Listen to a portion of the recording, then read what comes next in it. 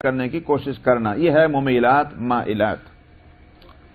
رؤوسہن کأسنمۃ البخت المائلہ، ان کے سر ایسے ہوں گے جیسے اونٹ کی کوہان جو ایک طرف کو جھک جائے۔ مائلہ مطلب یہ ہے کہ پتہ نہیں بالوں کو اس طرح بنا رکھا ہوگا کہ وہ ذرا اچھا بڑا سا ہو جائے، وہ بکھرے ہوئے بال ہوں یا جو بھی ہوں، اور ذرا یوں گردن ٹیڑھی کر کے ایسے چلیں گے بڑا لچکتے ہوئے، تو جس طرح وہ اونٹ کی کوہان جب بھاری ہو جائے تو ایک طرف کو جھک جاتی ہے جب اس میں چربی زیادہ آ جائے۔ تو آپ نے فرمایا کہ ان کے سر جو ہوں گے وہ اس اونٹ کے جیسے ہوں گے کہ جو ایک طرف کو اسنمہ، اس سے مطلب یہ ہے کہ جس میں چربی، وہ کوہان جس میں بوجھل ہو جائے چربی کی وجہ سے۔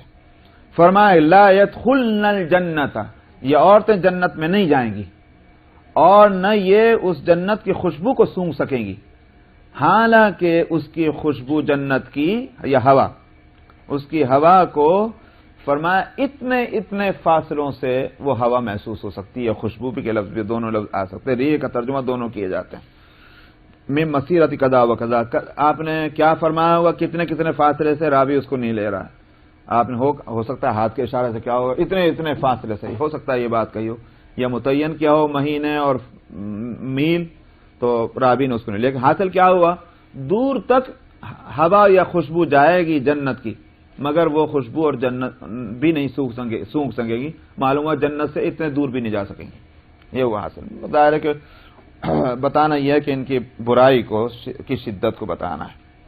وعنہ قال قال رسول اللہ صلی اللہ علیہ وسلم اذا قاتل احدکم فلیجتنب الوجہ فإن اللہ خلق آدم على صورته۔ ابو ہریرہ سے روایت ہے، انہوں نے کہا کہ رسول اللہ صلی اللہ علیہ وسلم نے فرمایا جب تم میں سے کوئی شخص کسی سے جنگ کرے اس کو چاہیے کہ وہ چہرے کو بچائے، انسان کے چہرہ جو ہے وہ اس کو بچائے، مطلب یہ ہے کہ چہرے پہ نہ مارے۔ جب جنگ میں ہے تو ویسے مارنے کی کہاں سے اجازت ہوگی، تھپڑ وغیرہ، سمجھ میں آیا؟ تو ظاہر بات ہے بدن کے اور حصے پہ جو اگر جنگ ہے تب بھی دوسرے حصے پہ مارا جائے، اور سزا دینی ہے تب بھی جو ہلکی پھلکی سزا دینی ہے تو بدن کے اور حصے پہ، لیکن چہرے پر نہیں۔ کیوں؟ آپ نے فرمایا اس لیے کہ اللہ نے آدم کو پیدا فرمایا ہے اپنی صورت پر۔ اپنی صورت کا لفظ جو ہے یہ وہ ہے کہ جس پر محدثین نے بہت اور فقہاء نے کلام کیا ہے اس لفظ کے اوپر، اور اس کے معنی میں بڑی بحثیں کی ہیں کہ بھئی کیا معنی ہے، لیکن ساری بحثوں کو ہٹانے کے بعد جو ایک مطلب جو سمجھ میں آتا ہے جس میں کوئی گڑبڑ سڑبڑ نہیں ہوتی ورنہ تو تعبیریں کرنی پڑتی، وہ صورت ہی کا ترجمہ صفت ہی کیا جائے۔ ان اللہ خلق آدم علی صورت ہی کے معنی یہ علی صفت ہی، اللہ نے اپنی صفت پر پیدا کیا، یعنی اپنے اخلاق پر پیدا کیا۔ اللہ کے اخلاق بہت اچھے ہیں، ظاہر بات ہے، تو اپنے اخلاق پر انسان کو پیدا کیا، وہ خلق مثلا سخاوت ہے، شرافت ہے، نجابت ہے، رحم ہے، شفقت ہے، جو اللہ کے یہ اخلاق ہیں ان اخلاق پر بے شک اس میں غضب بھی ہے، تو یہ تھوڑی غضب غصہ جو ہے وہ ہوگا ہی نہیں، مگر اس کا استعمال اگر صحیح ہے وہی اللہ سبحانہ و تعالیٰ کا خلق ہے۔ تو یہ اللہ نے اپنے اخلاق پر اپنی صفت پر آدم کو پیدا کیا، مگر میں نے کہا کہ یہ جو ہم نے یہ ترجمہ میں نے نقل کیا ہے یہ اس لیے کہ بہت سی تعویلوں سے بچنے کی صورت یہی ہے، ورنہ حدیث میں یہاں چہرے پر نہ مارنے کے لیے لفظ لانا کی دلیل میں رسول اللہ کا یہ فرمان صلی اللہ علیہ وسلم ان اللہ خلق آدم علی صورتہ، تو اس کے معنی یہ ہیں کہ پھر یہاں صورت سے مراد صورت ہی ہوگی، اور بعض نے یہ معنی لیے ہیں کہ اللہ نے آدم کو اپنی صورت پر پیدا کیا، لیکن یہ کہ اب اس میں یہ ہم سوچنے بیٹھ جائیں کہ اچھا تو ان کی ناک ایسی ہوگی جیسی آدم کی تھی اور ان کے کان ایسے ہوں گے جیسے آدم کے تھے، وہ ضروری نہیں ہے۔ اللہ سبحانہ و تعالی کی جو بھی شان ہو اس کو اللہ جانے، کوئی دوسرا نہیں جانتا، لیکن اسی لیے جو اہل حدیث کہلاتے ہیں، مطلب محدثین کا وہ طبقہ جو ترجمہ اور تعویل نہیں کرتا، وہ کہتے ہیں کہ اس کا ترجمہ بس ایسے ہی رکھو، اللہ نے اپنی صورت پہ پیدا کیا، مگر اس کی شان کو اللہ خود جانتے ہیں کہ ان کی اپنی شان کیا ہے. کہ بھئی یہ نہ ہو کہ وہ گھروں کے اندر جو صورت ہے اس کو دیکھے گا تو آنکھ ہے، وہ تو اگر نظر پڑ گئی تو کیا کرے گا وہ. تو اس لیے حاصل یہ ہوا کہ اسلام ہمیشہ پورے ایک نظام کو قائم کرنا چاہتا ہے، تو اس کی صورت یہ ہے کہ اس نظام میں جو مختلف افراد ہیں ان سے متعلق جو ذمہ داریاں ان کو سبھی مل کے پورا کریں. میں پرسوں ایک جگہ اور بار بار سنتا رہتا ہوں، پرسوں بھی ایک صاحب کہہ رہے تھے کہ صاحب اسلامی لباس کی ہم کو بہت کوشش کرنی چاہیے. میں جب سنتا ہوں بالکل صاف معلوم ہوتا ہے کہ صاحب ان کے سارا زور اس پر ہے کہ بس عورتیں اسلامی لباس پہن لیں، لیکن مرد جو ہیں ان پر کوئی نہیں، وہ اپنا جس طرح چاہے بن جائیں. یہ تو عجیب بات. اسلامی لباس اگر عورتوں کے لیے ضروری ہے اور ہے، اس میں کوئی اشکال نہیں، کوئی شبہ نہیں، تو مردوں نے اپنے آپ کو کیسے آزاد سمجھ لیا کہ ہمارے اوپر کوئی اسلامی لباس کی پابندی نہیں ہے؟ ان کے لیے بھی تو ہے. معاشرہ تو جبھی اسلامی بنے گا جب مرد اور عورتیں سب مل کر کے اس کی کوشش کریں گے. اپنے واسطے تو ہزار تعویل ہیں، لیکن اسلام نے ہمارے لیے کوئی لباس نہیں رکھا، اور عورتوں کے واسطے یہ پابندی کے ساتھ تم اسلامی لباس پہنو. کہاں سے درست ہو جائے گا معاشرہ؟ اس لیے میں عرض کیا کہ یہ ساری خرابی جو ہے وہ یہ ہوتی ہے کہ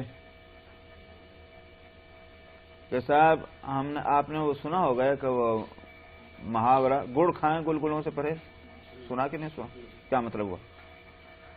ایک جگہ بدپریزی ہو رہی، دوسری جگہ بہت پرہیزگار ہو رہے ہیں. تو وہ تقوی کہاں سے پیدا ہوگا معاشرے میں یا خدا آپ کے اندر؟ وہ ایک پورا سسٹم ہے جس کا نام تقوی ہے. آپ نماز بہت دل لگا کے پڑھیں، رمضان کے روزے نہ رکھیں، رمضان کے روزے رکھ لیں، زکات نہ دیں، تقوی آ جائے گا؟ ایک صاحب نے سنا لطیفہ، مفتی محمد شفیع صاحب مرحوم، ان کے معارف القرآن ہے، بڑے متقی علماء میں تھے، کوئی شبہ نہیں. ان کے پاس ایک صاحب آئے اور آ کے کہنے لگے کہ جی عصر کے بعد کوئی شخص عورت سے ہم بستری کر سکتا ہے کیا؟ وہ ان کو ذرا شرمایا، اپنا رومال منہ پہ رکھ کے کہنے لگے کہ بھائی جائز تو ہے، مگر ایسی بھی کیا جلدی ہے، عشاء کے بعد کا انتظار کر لینا چاہیے. تو کہنے لگے عشاء کے بعد اس کا شوہر آ جاتا ہے. سمجھے آپ نے؟ یہ ہے تقوی. مسئلہ پوچھنے گئے، یہ ہے ہم لوگوں کی حالت کہ صاحب ایک مسئلے میں تو ہم نہایت متقی، اور دوسرے مسئلے میں کتنی ہم نے گندگیاں ہضم کر لی ہیں اس کا ہم کو خیال ہی نہیں. معاشرہ بن جائے گا تقوی کا اور اسلام کا. اللہ اکبر.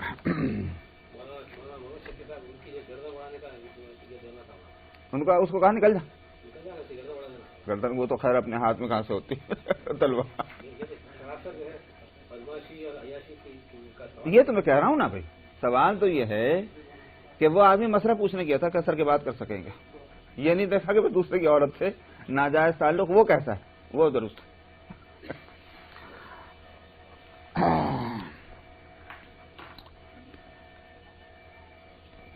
وعن جابر قال نهى رسول الله صلی اللہ علیہ وسلم ان يتعاطى السيف مسلولا. جابر رضی اللہ عنہ سے روایت ہے، انہوں نے کہا کہ رسول اللہ صلی اللہ علیہ وسلم نے منع فرمایا ہے کہ کوئی شخص ننگی تلوار کو لے کے چلے. تلوار ہے تو نیام میں رہنی چاہیے، اس کو اس طرح سے لے کر چلنا جو بھی جس سے کہ کسی کے لگ جائے، کوئی زخمی ہو جائے، یہ صورت نہیں ہونی چاہیے. وعن الحسن عن سمرہ ان رسول اللہ صلی اللہ علیہ وسلم نہى ان يقد السير بین اصبعین.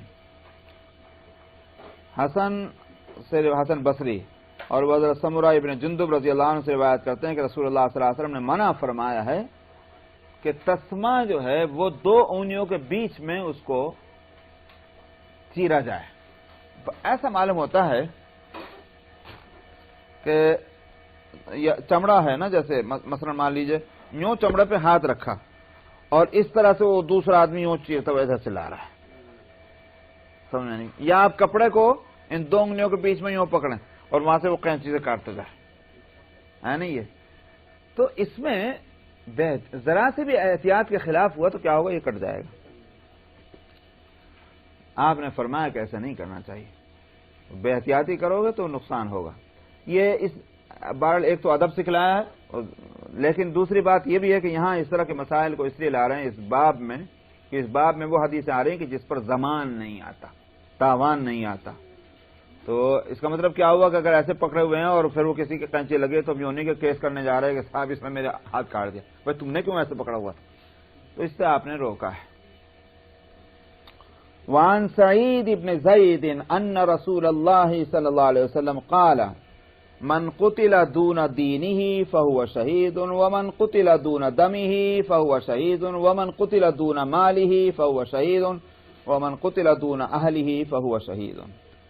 سعید ابن زید سے روایت ہے کہ رسول اللہ صلی اللہ علیہ وسلم نے فرمایا جو اپنے دین کی خاطر قتل کیا جائے وہ شہید ہے، جو اپنی جان کی خاطر قتل کیا جائے وہ شہید ہے، جو اپنے مال کی خاطر قتل کیا جائے وہ شہید ہے، اور جو اپنے گھر والوں کی خاطر قتل کیا جائے وہ شہید ہے، یعنی ان کی حفاظت میں۔ وعن ابن عمر عن النبی صلی اللہ علیہ وسلم قال لجہنم سبعۃ ابواب باب منها لمن سل السیف على امتی او قال على امتی محمد۔ ابن عمر رضی اللہ عنہما سے روایت ہے اور نبی کریم صلی اللہ علیہ وسلم سے نقل کرتے ہیں، آپ نے فرمایا جہنم کے 7 دروازے ہیں، ایک دروازہ ان میں سے اس شخص کے لیے ہے کہ جو میری امت پر، یا آپ نے فرمایا امت محمد پر جو تلوار چلائے، تو تلوار کھینچے، صلہ کا صلہ سے مطلب تلوار کھینچنا، جو میری امت کے مقابلے پر جو تلوار اٹھائے گا جہنم کا ایک دروازہ اس کے لیے خاص ہے۔ تو معلوم ہوا کہ یہ بہت بڑے گناہ کی بات ہے اور جہنمی بنانے والی بات ہے۔ باب القسامہ،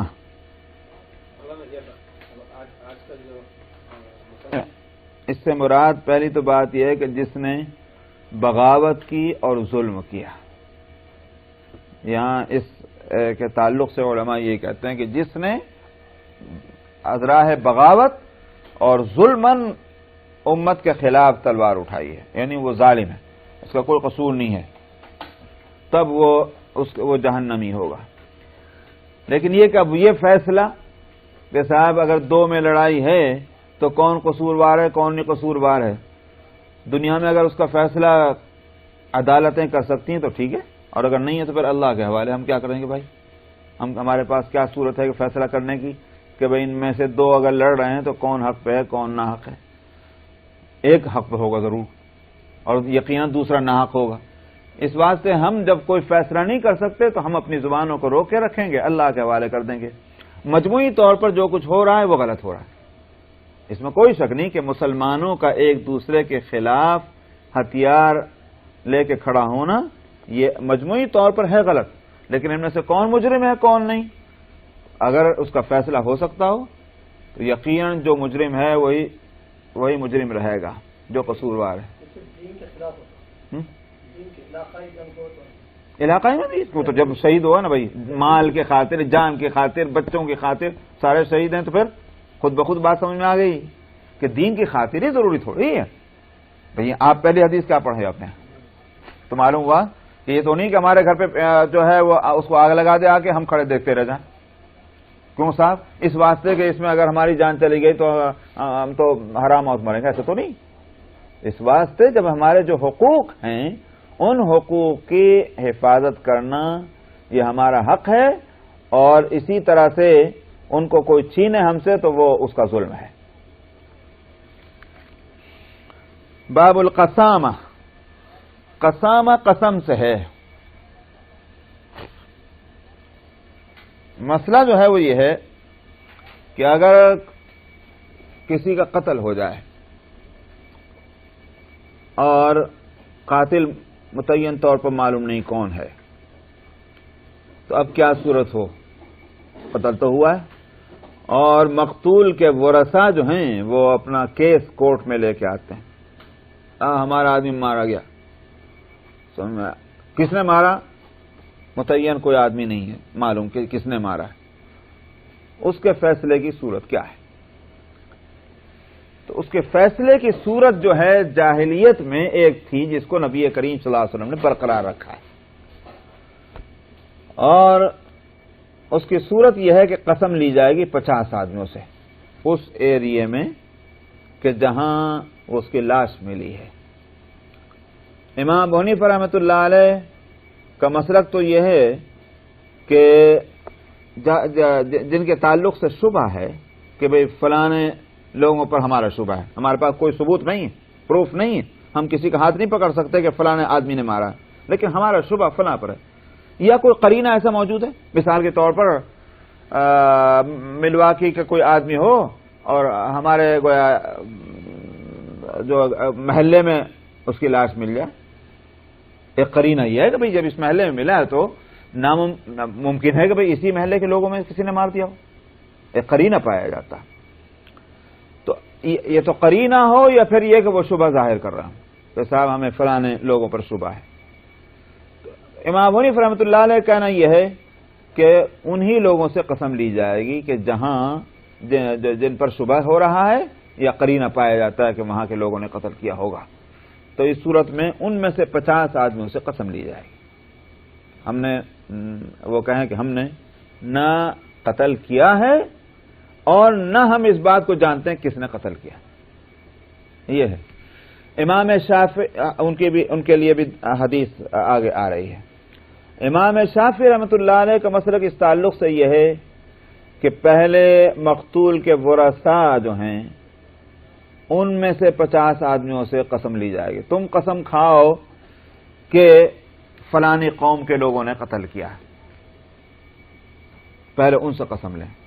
اگر انہوں نے قسم کھا لی تو پھر دوسروں سے قسم لینے کی ضرورت نہیں ہے اور ان لوگوں کو مجرم قرار دیا جائے گا صاحب۔ اور اگر یہ انکار کر دیں کہ صاحب ہم نہیں قسم کھا سکتے، تو پھر جن پر شبہ ہے ان کے 50 آدمیوں سے قسم کھائی جائے گی۔ یہ امام شافعی کا مسلک ہے، اور ان کے لیے یہ پہلی حدیث ہے باب کی دلیل میں۔ تو صاحب اب مسئلہ یہ ہے کہ قسمیں تو جس سے بھی لی جائیں، سوال یہ کہ قاضی اور جج فیصلہ کیا کرے گا؟ تو امام مالک رحمۃ اللہ علیہ کا مسلک تو یہ ہے کہ اگر دعویٰ جو ہے وہ قتل عمد کا ہے، وہ تو یاد ہوگا وہ لفظ، سمجھ میں آیا؟ قتل عمد اور قتل خطا کا فرق یاد ہوگا۔ قتل عمد کا اگر دعویٰ ہے تو امام مالک کہتے ہیں کہ قصاص میں قتل ہوگا، لیکن امام شافعی کا پہلا قول بھی یہی ہے، لیکن امام ابو حنیفہ اور امام شافعی رحمۃ اللہ علیہ کا جو بعد کا قول ہے وہ یہ ہے کہ قصاص میں قتل کوئی نہیں ہوگا، دیت دی جائے گی، اور دیت دینے کے تعلق سے یہ حدیث سامنے ہے۔ عن رافع بن خدیج وسہل بن ابی حسمہ انہما حدثا ان عبد اللہ بن سہل ومحیص ابن مسعود اتیا خیبر فتفرقا في النخل فقتل عبد الله بن سهل فجاء عبد الرحمن بن سهل وحويصة ومحيصة ابن مسعود إلى النبي صلى الله عليه وسلم فتكلموا في أمر صاحبهم فبدأ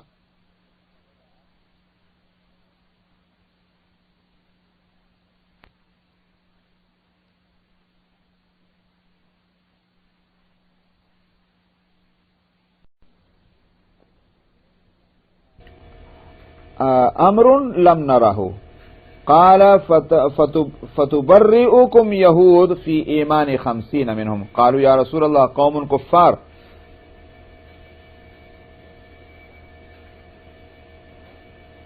ففداهم رسول الله صلى الله عليه وسلم من قبله وفي رواية تحلفون 50 يمينا وتستحقون قاتلكم او صاحبكم فوداه رسول الله صلى الله عليه وسلم من عندي ب100 ناقة۔ رافع بن خدیج اور سہل بن ابی حسمہ سے روایت ہے، یہ دونوں حدیث بیان کرتے ہیں کہ عبداللہ ابن سہل اور محیصہ ابن مسعود، یہ سہل اور مسعود دونوں بھائی بھائی ہیں۔ یہ کیا ہو گئے؟ عبد الرحمن اور حویصہ دونوں کیا ہو گئے؟ بھائی۔ نہیں محیصہ، یہ دونوں چچا زاد ہوئے نہیں ہوئے، عبداللہ اور محیصہ دونوں جو ہیں یہ چچا زاد بھائی ہو گئے۔ اچھا صاحب، یہ دونوں کے دونوں خیبر آئے اور ایک کھجور کے باغ میں دونوں ایک دوسرے سے جدا ہو گئے، کوئی ادھر کو چلا کوئی ادھر کو چلا گیا، ایک میں سمجھے نہیں۔ اس کے بعد عبداللہ ابن سہل جو ہیں وہ کسی نے ان کو قتل کر دیا، تنہا تھے تو وہ وہاں، اور یہ ذہن میں رہنا چاہیے کہ خیبر میں کون رہ رہے ہیں؟ یہودی۔ ابھی تک خیبر فتح نہیں ہوا تو خیبر یہودیوں کے قبضے میں ہے، یہ دونوں وہاں پہنچے ہوں گے، اپنا الگ الگ ہوئے، ان میں سے عبداللہ ابن سہل قتل ہو گئے۔ عبد الرحمن ابن سہل جو ہیں وہ کون ہوئے جی؟ بھائی ہوئے عبداللہ کے، چھوٹے بھائی ہیں۔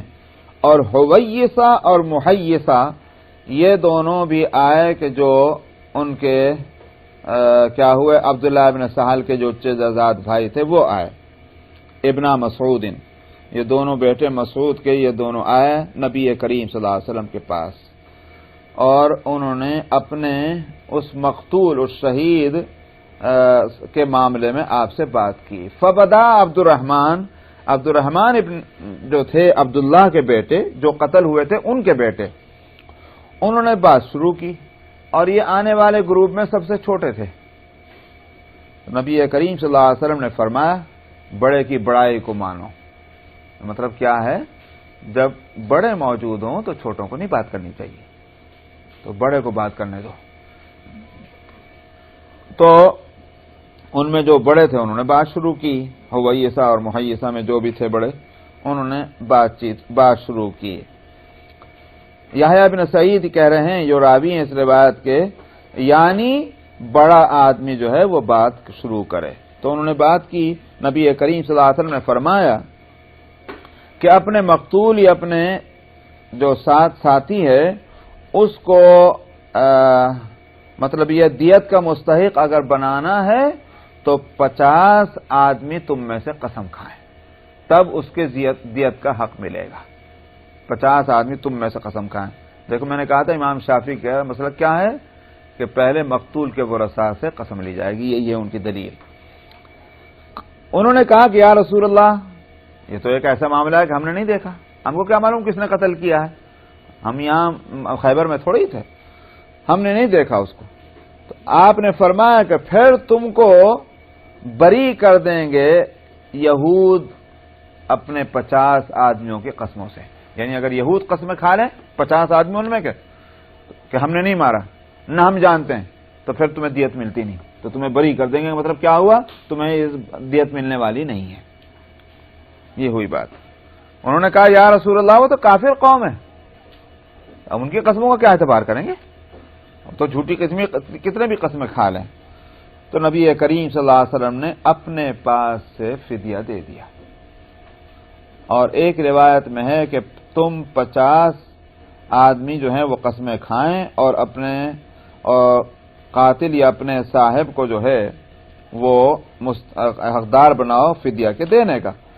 تو نبی کریم صلی اللہ علیہ وسلم نے اپنے پاس سے 100 اونٹنیوں کا فدیہ دے دیا۔ 100 اونٹنیوں کا قصہ پہلے بھی آ چکا ہے کہ ایک جان کے بدلے میں جو فدیہ ہے اس کی قیمت 100 اونٹ کا ہے، وہ آپ نے دے دیے۔ رک جائیں، 766 دیکھو بھائی ہم تو 11:30 بجے سے بیٹھے، 766 766 اور حدیث نمبر ہے 3388 3388 اور باب کی حدیث نمبر 12 بسم اللہ الرحمن الرحیم وعن ابن ابی لیلى قال حدثنا اصحاب محمد صلی اللہ علیہ وسلم انہم كانوا يسرون مع رسول اللہ صلی اللہ علیہ وسلم فنام رجل منهم فانطلق بعضهم الى حبل معه فأخذه ففزع فقال رسول الله صلى الله عليه وسلم لا يحل لمسلم أن يروع مسلما رواه ابو داود.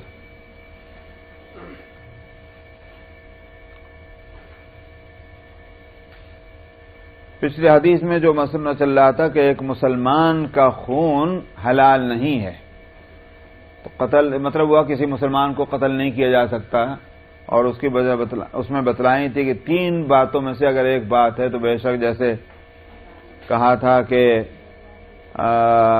شادی کے بعد اگر زنا کرے تو اس کو رجم کیا جائے گا، ڈاکو ہے ڈاکہ ڈالا تو قتل کیا جائے گا یا سولی دی جائے گی یا اس کو جلا وطن کریں گے، اور اگر کسی نے کسی کو قتل کیا تو بے شک قاتل کو بھی قتل کیا جائے گا. ان 3 باتوں کے علاوہ کسی مسلمان کا خون حلال نہیں، یہ بات کہی تھی پچھلی حدیث میں.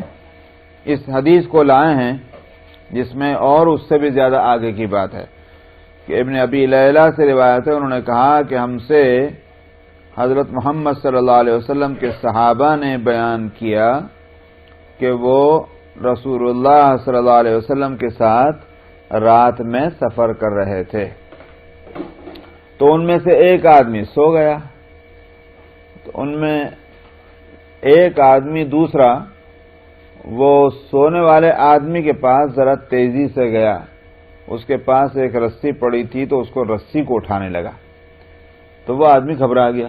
سوتے ہوئے اچانک آنکھ کھلے تو اس طرح سے لپک کے کوئی آئے کوئی چیز اٹھائے تو میدان میں پڑے ہوئے ہیں، ہو سکتا ہے کوئی دشمن ہو، تو گھبرا گیا وہ ففزع.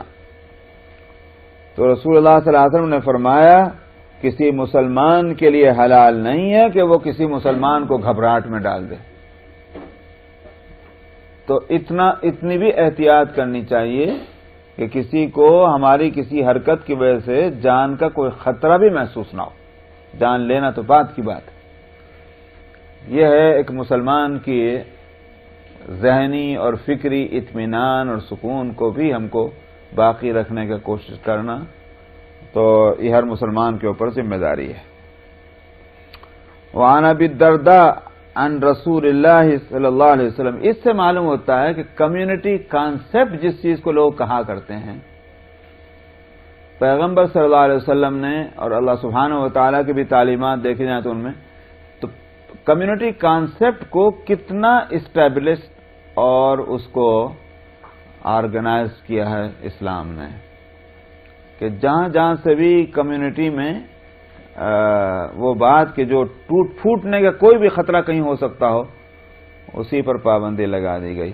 آپس میں محبت، اطمینان، اعتماد، امن اور پیس یہ اس کمیونٹی کے اندر رہنا چاہیے کہ اس طرح کے ہر فرد جو ہے کسی خوف اور خطر کے بغیر وہ رہے اس میں.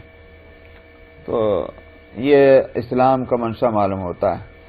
وعن ابی الدرداء عن رسول اللہ صلی اللہ علیہ وسلم قال من اخذ ارضا بجزیتها فقد استقال ہجرته ومن نزع صغار کافر من عنقه فجعله في عنقه فقد ولى الاسلام ظهره. جو علاقے فتح کیے جائیں اور اس میں غیر مسلم رہیں گے، ان کو حق ہے رہنے کا، ان کی اپنی پراپرٹیز ہوں گی، جائیداد ہوں گی، زمینیں ہوں گی، اس پر ٹیکس لگتا ہے، کیونکہ زکوٰۃ تو نہیں دیں گے نا، وہ زکوٰۃ تو مسلمان کی ملکیتوں پہ آتی. غیر مسلم کی جو پراپرٹی زمینیں ہیں ان پر ٹیکس آتا ہے. اس کو کہا جاتا ہے شریعت کی زبان میں خراج.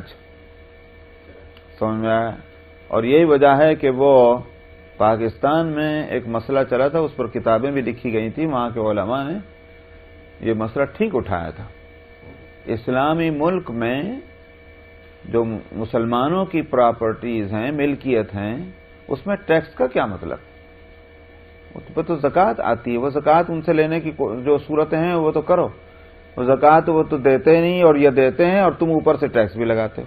تو اگر ٹیکس لگاتے ہو وہ زکوٰۃ نہیں دیتے تو ظاہر ہے کہ وہ زکوٰۃ کے نہ دینے کا جو گناہ اس سے تو وہ پھر بھی نہ بچے. اور اگر زکات بھی دیتے ہیں اوپر سے تم ٹیکس لیتے ہو تو تمہارا ظلم ہے. بات سمجھ میں نہیں؟ تو گورنمنٹ جو ہے اسلامک گورنمنٹ اپنے ملک کے مسلمان باشندوں پر ان کی پراپرٹی پر کوئی ٹیکس نہیں لگا سکتی. وہاں ان پر تو زکات آتی ہے، وہ زکات دیں گے، بیت المال ان سے زکات لے گا اور جو اس کے مصارف ہیں وہاں اس کو خرچ کرے گا. ٹیکس کیوں لے گا؟ ٹیکس نہیں ہے، یہ واقعہ ہے. گورنمنٹ کس چیز کا نام ہے؟ اسی کو تو میں نے کہا جو بیت المال کے مصارف ہیں وہ اس کو متعین کیا جائے گا. بیت المال کے جو ہیں سورس آف انکم خالی زکات ہی تھوڑی ہوتی، سمجھ میں آیا؟ بہت ہوتی، اس میں ہوتی ہیں چیزیں. تو وہ جب بیت المال کے جو مدات ہیں ان کو دیکھا جائے تو ریونیوز کو دیکھا جائے گا اور ان کے ایکسپنسز کو بھی دیکھا جائے گا. وہ ساری چیزیں چلتی ہیں، پہلے بھی چلتی تھی، روڈ بھی بنتے تھے، پولیس بھی ہوتی تھی، ساری چیزیں ہوتی تھیں اور بیت المال کے مدات ہوتی تھیں، وہ سب اس سے پورے کیے جاتے تھے. اور آج سے زیادہ بیت المال کے مصارف ہوتے تھے اور وہ پورے ہوتے تھے. آج سے زیادہ گورنمنٹ پر تو آج کل اتنی ذمہ داری ہے بھی نہیں جتنی اس وقت ہوتی تھی. اب آپ بتائیے کیا 2 سال آج جو بچہ پیدا ہوا ہے گورنمنٹ کیا اس کے خرچے کا ذمہ دار ہے؟ لیکن خلفائے راشدین نے پیدا ہونے والے بچے کا وظیفہ گورنمنٹ کے ذمہ کر لیا تھا جس دن وہ پیدا ہوا ہے اسی دن. کون تصور کر سکتا ہے؟ ظاہر ہے کہ بیت المال سے ادا ہوتا تھا اور اس کی مت تھی. تو اتنے اخراجات تو آج گورنمنٹ کے اوپر ہے بھی نہیں جتنے، مطلب مدات کی بات ہو رہی. اب آپ اس کو اللہ تعالیٰ کریں وہ مسئلہ الگ ہے، لیکن مدات اخراجات کی اس وقت جتنی کر لی گئی تھی آج تو ہے بھی نہیں ہوتی. تو اب یہ بات ذہن میں رکھ کر کے اب اس حدیث کو پڑھیں. حضرت ابو الدرداء رضی اللہ عنہ سے روایت ہے اور وہ رسول اللہ صلی اللہ علیہ وسلم سے نقل کرتے ہیں، آپ نے فرمایا جس نے جزیہ والی زمین کو اس کے جزیے کے ساتھ لیا ہے، یعنی خراج والی زمین، یہاں جزیہ سے مراد جزیہ چونکہ ٹیکس ہو، تو جس زمین پر ٹیکس ہے اس زمین کو جس شخص نے لے لیا ہے اس کے ٹیکس کے ساتھ، یعنی خریدا کسی مسلمان نے، تو چونکہ وہ اس کا رجسٹریشن زمین کا کیا ہے، یہ ٹیکس والی زمین ہے. آئی بات سمجھ میں نہیں؟ تو چونکہ گورنمنٹ نے جب اس ملک پہ قبضہ کیا تو جو جس کی پراپرٹی ہے اس کی وہی حیثیت رہے گی نا. اگر وہ غیر مسلم کی پراپرٹی ہے تو ایک دفعہ رجسٹرڈ ہو گئی کہ غیر مسلم کی پراپرٹی ہے، اس پر ٹیکس آئے گا. اب اگر اس کو کوئی مسلمان لینا چاہے گا تو ٹیکس کے ساتھ جائے گی نہیں جائے گی بھائی، اس کو ٹیکس کے ساتھ جا رہی ہے کیونکہ ایک دفعہ رجسٹریشن اس کا ٹیکس پراپرٹی کے طور پر ہو چکا ہے. تو آپ نے فرمایا کہ جس نے اس کے جزیے کے ساتھ زمین کو لیا ہے اس نے اپنی ہجرت کو برباد کر دیا. اس زمانے میں چونکہ مسلمان ہجرت کرتے تھے اور ہجرت کی بڑی اہمیت تھی، تو اس موقع پر آپ فرما رہے ہیں کہ اس نے اپنی ہجرت کو خراب کر دیا. تو مطلب کیا ہوا، اس کو یہ زمین نہیں لینی چاہیے تھی جو ٹیکس والی ہے، یہ غیر مسلم کے پاس ہے، غیر مسلم کے پاس رہنے دو. تم مسلمان سے جا کے خریدو، جس زمین کے اوپر زکات آتی ہے مسلمان کی زمین وہ تم خریدو تاکہ اس کی زکات کنٹینیو رہے. اور تم غیر مسلم کی زمین کو لے رہے ہو تو اس کا مطلب کیا ہوا، وہ ٹیکس تمہاری طرف آ رہا ہے جبکہ تم ٹیکس سے ایگزمپٹڈ ہو. تو تم اپنے آپ کو وہ اسٹیٹس کیوں دے رہے ہو؟ سمجھ میں آیا؟ یہ تھا نبی کریم صلی اللہ علیہ وسلم کے فرمانے کا منشا. اور آپ نے فرمایا کہ جس نے ایک کافر کی ذلت کو اس کی گلے سے نکال کر اور اپنے گلے میں ڈال لیا، یہ اس کی وضاحت ہے کہ جس نے اس کی زمین کو خریدا ہے، اس کا مطلب یہ ہے کہ جو ٹیکس اس پر آ رہا تھا وہ ٹیکس تم نے اپنے ذمہ لے لیا ہے. تو یہ تو ٹیکس ذلت ہے، جو ذلت ہے تو وہ تم نے اس کے گلے سے نکال کر کافر کے اپنے گلے میں ڈال لی. فرمایا اس نے اسلام کو اپنے پس پشت ڈال دیا ہے. اسلام تو عزت دینے کے واسطے آیا تھا، لیکن ایک مسلمان نے یہ کام کر کے اس ذلت کو اپنے گلے میں ڈالا ہے. وعن جریر ابن عبداللہ قال بعث رسول اللہ صلی اللہ علیہ وسلم سریۃ الی خثعم کسی فرد کی ملکیت نہیں ہوتی ہیں، سٹی کی پراپرٹی ہیں، سمجھ میں آیا؟ یا جس کو ہمارے یہاں افتادہ زمینیں کہتی ہیں، وہ زمینیں جو ہوں گی وہ گورنمنٹ کی بن جائیں گی. وہ گورنمنٹ کے بن جانے کے بعد ان کا ڈسٹریبیوشن مسلمانوں میں ہو جائے گا. مسلمان اس کے مالک بنیں گے تھرو دا گورنمنٹ، اور وہ اس کو زکات دیں گے، یہ ٹیکس پراپرٹی نہیں رہے گی۔ لیکن جو کسی غیر مسلم کی پراپرٹی ہے وہ گورنمنٹ تو ان سے نہیں چھین سکتی، ان پر وہ ٹیکس لگا دے گی، غیر مسلم ہی مالک رہیں گے اس کے۔ اسی کا تو بات ہو رہی ہے، میں کہہ رہا ہوں گورنمنٹ مالک ہوئی نہیں ان پراپرٹی کی جس کا کوئی مالک نہیں ہے۔ بھئی آپ کے ہر شہر میں سٹی کی پراپرٹی ہوتی نہیں ہوتی ہے جی؟ کون کہتا ہے بہت کم رہتی ہیں؟ سٹی کا مطلب سٹی ایریا میں، لیکن آگے جنگلوں میں آپ چلے جائیں افتادہ زمینیں بہت بڑی ہوتی ہیں، بہت۔ یہ فارسٹ پریزرو اور پہاڑ اور یہ سب کیا ہے؟ حقیقت تو یہ ہے کہ ملکیت کی زمینیں بہت کم ہوتی ہیں، سمجھ میں آیا؟ بغیر ملکیت کی جس کی گورنمنٹ مالک ہوتی ہے وہ بہت ہوتی ہے، ہمیں اور آپ کو پتہ نہیں ہوتا نا، لیکن جس کا کوئی مالک نہیں ہوتا، گورنمنٹ مالک ہوتی ہے، وہ زمینیں بہت ہوتی ہیں ہر ملک کے اندر۔ یہاں تک کہ آپ دیکھ لیجئے کہ ہندوستان جو نہایت گھنی آبادی کا ملک ہے، وہاں بھی حقیقتاً جس کا کوئی مالک نہیں وہ پراپرٹیز آج بھی بہت زیادہ ہیں، وہ زمینات آج بھی اس ملک میں بہت زیادہ ہیں۔ تو ایسا نہیں ہے، تو گورنمنٹ جب فتح کرے گی اس ملک کو تو جن پراپرٹیز کا کوئی مالک ہے اور وہ اسی طرح رہنا چاہتا ہے وہ اپنے ملکیت کے ساتھ رہے گا، اس پر ٹیکس آئے گا، اور جن زمینوں کا کوئی مالک نہیں، گورنمنٹ کے مالک ہے اسلامی گورنمنٹ، تو پھر اس کو اپنے حساب سے اگر وہ چاہتی ہے ڈسٹریبیوٹ کرنا تو کرے گی، مسلمان اس کے مالک بنیں گے اور ان پر زکوٰۃ آئے گی۔ تو وعن جریر بن عبداللہ قال بعث رسول اللہ صلی اللہ علیہ وسلم سریۃ الی خثعم فاعتصم ناس منهم بالسجود فأسرع فيهم القتل فبلغ ذلك النبي صلى الله عليه وسلم فأمر لهم بنصف العقل وقال أنا بريء من كل مسلم مقيم بين أظهر المشركين قالوا يا رسول الله لما قال لا تتراءى ناراهما۔ پتہ نہیں آج ہم لوگوں کا ذہن کتنا بالکل معوف ہے کہ پیغمبر کے صلی اللہ علیہ وسلم کا جو ذہن تھا مسلمانوں کے تعلق سے ہمارے دماغ تک میں وہ باتیں نہیں ہیں، ہمارے دماغوں تک میں وہ بات نہیں کہ پیغمبر نے ہم کو کس طرح سے رکھنا چاہا ہے۔ دیکھ لیجیے آپ، جریر ابن عبداللہ کہتے ہیں کہ رسول اللہ صلی اللہ علیہ وسلم نے ایک سریہ بھیجا، سریہ اس کو یوں کہنا چاہیے کہ جس کو ہم اردو میں ایک لفظ کہتے ہیں مہم بھیجی۔ مہم بھیجی کا مطلب کیا ہوگا؟ نو، ڈیلیگیشن تو ایک عام ہے، وہ تو ایک بات چیت کے واسطے بھیجتے ہیں، مطلب یہ ہے کہ ایک ملٹری کے ایک ٹکڑی بھیجی، یونٹ، ملٹری یونٹ آپ نے بھیجا، سریہ وہ ہوگا۔ اصل میں غزوہ اور سریہ، غزوہ تو ویسے تو ہر ایک عام معنی میں بھی آتا ہے جنگ، لیکن سریہ اور غزوہ میں تھوڑا سا فرق یہ کیا جانے لگا، ہاں اگرچہ غزوہ ہر موقع پہ بولتے ہیں، لیکن خاص طور پر سیرت میں نبی کریم صلی اللہ علیہ وسلم کی سیرت میں جب آپ پڑھیں گے تو وہاں پھر فرق ہوگا۔ غزوہ تو اس مہم کو کہا جاتا ہے کہ جس میں نبی کریم صلی اللہ علیہ وسلم نے خود شرکت فرمائی ہے، اور سریہ ان مہمات کو کہا جاتا ہے کہ جو آپ نے بھیجا مگر آپ نے خود اس میں شرکت نہیں فرمائی صحابہ کو، تو وہ سریہ کہلاتے ہیں۔ تو بہرحال ایک آپ نے یونٹ بھیجا ملٹری کا، کہاں؟ خثعم، ایک قبیلہ تھا یمن کا، وہاں ادھر آپ نے بھیجا، تو انہوں نے حملہ کیا اس قبیلے پر۔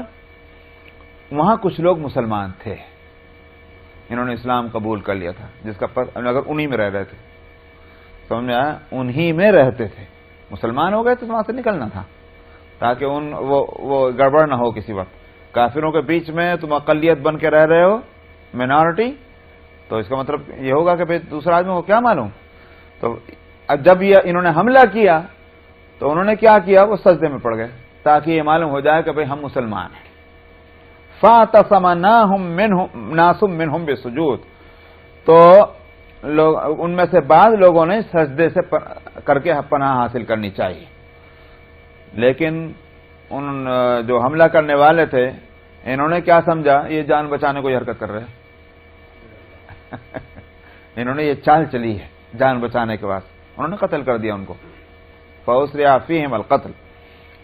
اور اس کے بعد نبی کریم صلی اللہ علیہ وسلم کو یہ اطلاع ملی ایسا ہوا ہے، تو آپ نے حکم دیا کہ ان کی جو دیت ہے، کیونکہ قصاص تو نہیں ہوگا، جان بوجھ کر تو نہیں قتل کیا کہ ایک کسی کو، یہ تو انہوں نے حملہ کیا ہے آپ کے حکم سے، ایک اسلامی حکومت کی طرف سے حملہ ہوا ہے، تو یہاں قصاص کا تو مسئلہ نہیں تھا، لیکن ایک مسلمان مارے گئے ہیں تو آپ نے ان کی دیت، اور دیت دی آدھی دلوانے کا حکم دیا.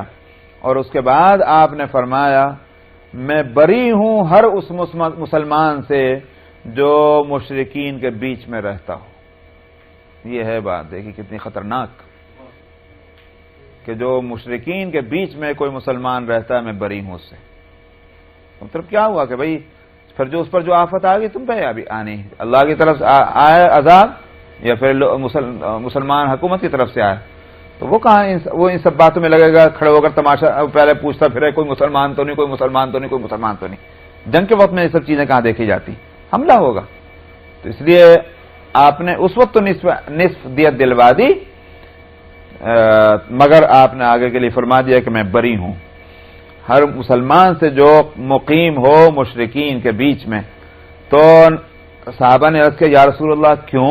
اس لیے کہ پیغمبر کا یہ کہنا میں بری ہوں تو یہ کوئی معمولی بات تھوڑا، یہ تو ہلا دینے والی بات. تو صحابہ نے عرض کیا یا رسول اللہ کیوں؟ آپ نے فرمایا دونوں ایک دوسرے کی آگ نہ دیکھیں. یعنی کیا مطلب ہوا؟ بھئی وہ جو ہے کافر تو ہے ہی آگ میں جانے والا، لیکن اس نے جو یہاں بغیر کسی عذر شرعی کے یہاں رہنے کو پسند کیا ہے اس کفر کے ماحول میں اور کافروں کے بیچ میں، تو اس نے بھی وہی کام کیا جو جہنم میں والا ہو. اس بات سے ایک دوسرے کی آگ کو نہ دیکھنے کا معنی یہ دونوں جو ہیں وہ اصل میں جہنم کے اوپر راضی ہو رہے ہیں، یہ اصل بات. وعن ابی ہریرہ عن النبی صلی اللہ علیہ وسلم قال الایمان قید الفتک لا یفتک مؤمن.